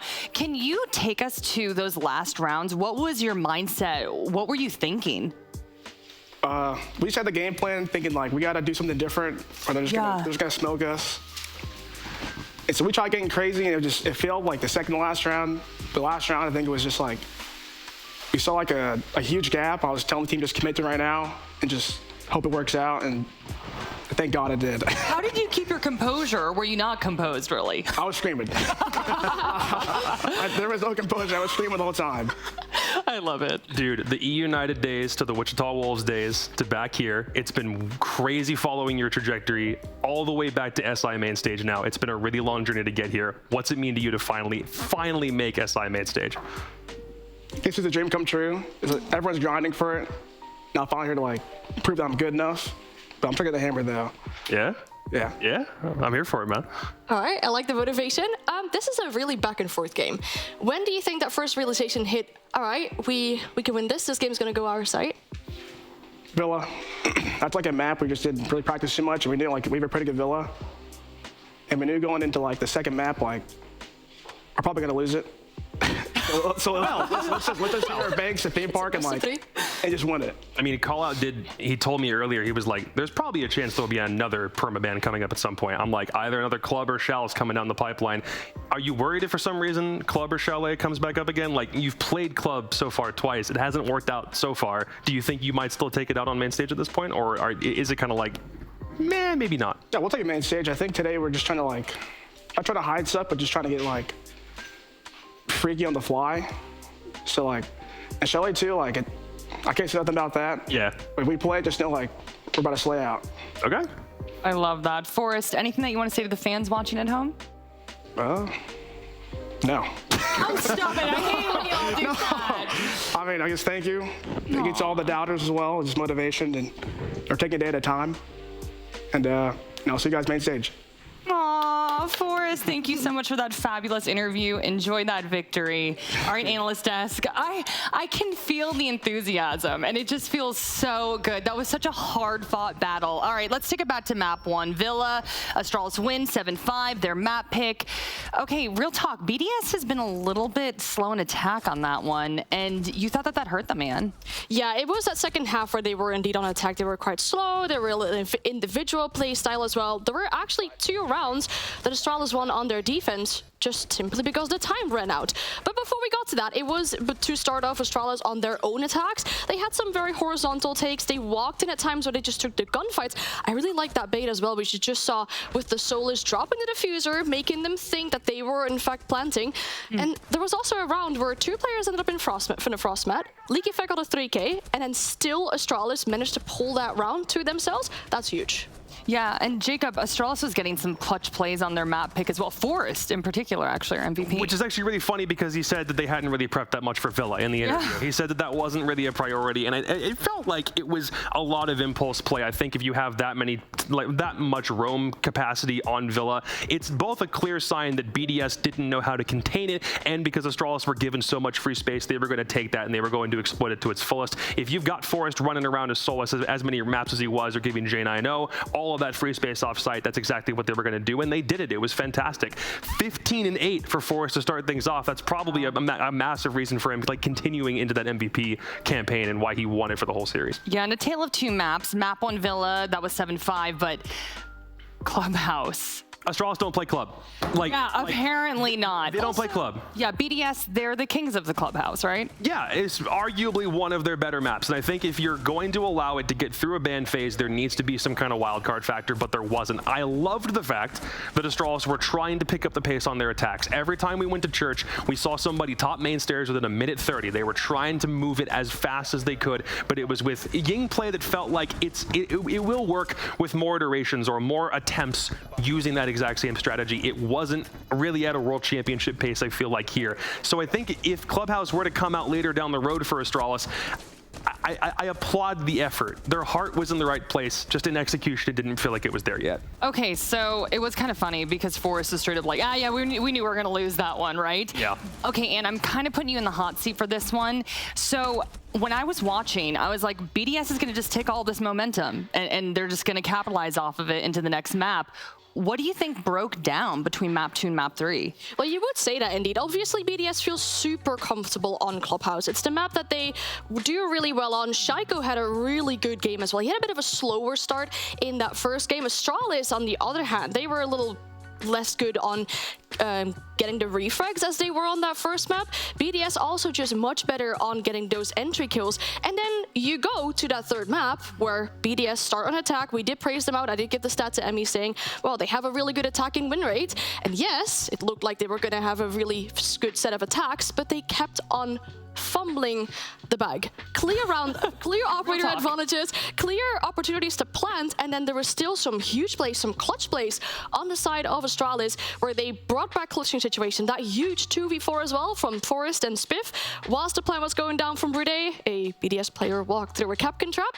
Those are runs that you really shouldn't be losing, and well, they came to bite BDS in the back at the end of this game. I don't want to call out Jacob here, but you know I love calling out Jacob. What? This map started and Jacob turns to me and he is like, oh my god, BDS, they haven't lost this one in forever. They're good to go. Look, it's not beginning of map 3. It's not calling me out, it's calling their 4-game win streak out because now it's over. They didn't lose it at any point last year. If you're factoring G8 into the equation, they had a 4-game win streak coming into this. And again, it wasn't on the great BDS map mystery because they had won it one time at this event when it was the decider, and there wasn't anything to suggest that they were suddenly going to lose that advantage.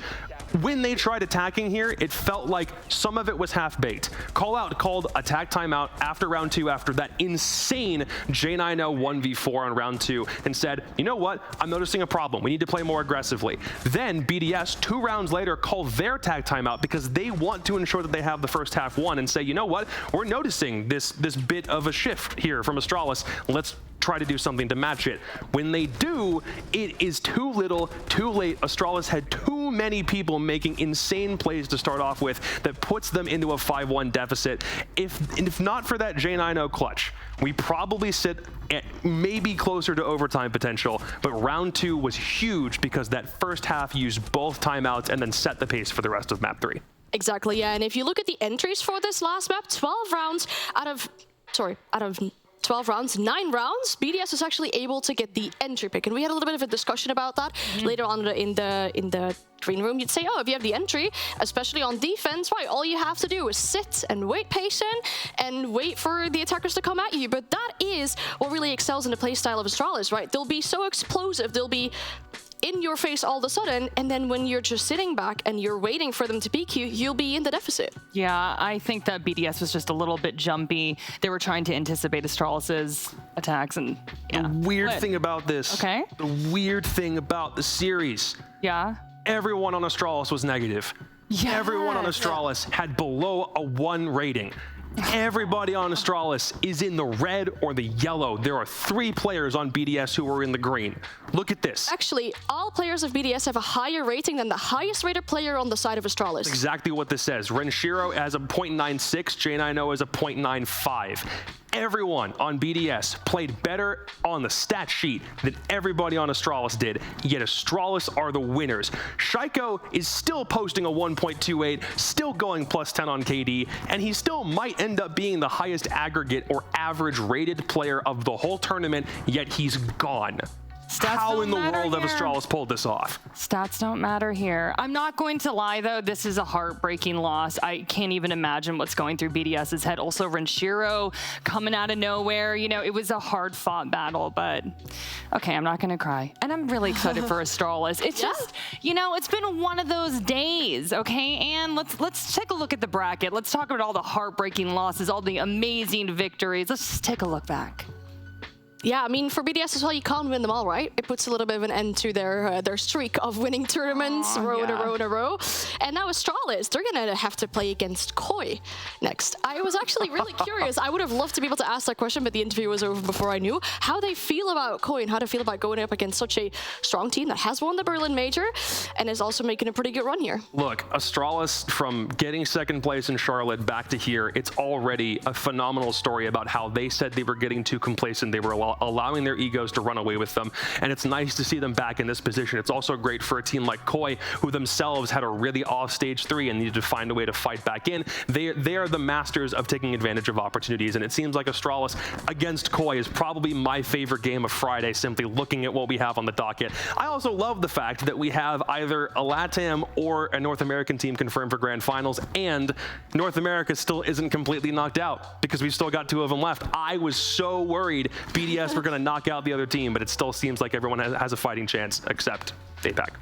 Very true, very true. But let's talk about the schedule. We are taking a little break. We are off tomorrow, but don't worry, we got tons of action ahead. We begin with the Wolves versus G2, Koi against Astralis, and Oxygen versus W7M Friday, starting at 10 a.m. So make sure you set your alarm. I'm sad, and Jacob. Don't be sad. Look at these games. They're so good. They make me sad. It's EU versus EU. They make me sad. That's true. You're going to have to knock one of your own people out. It's not good. EU versus EU.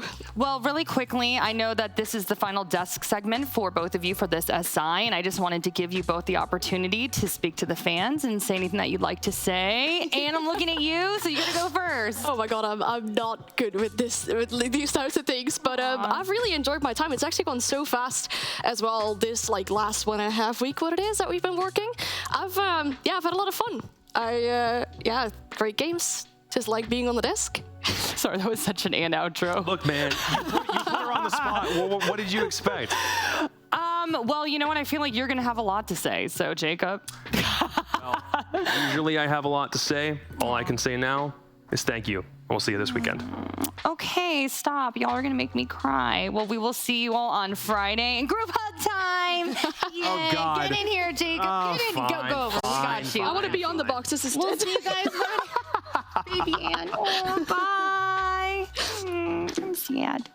Nice job.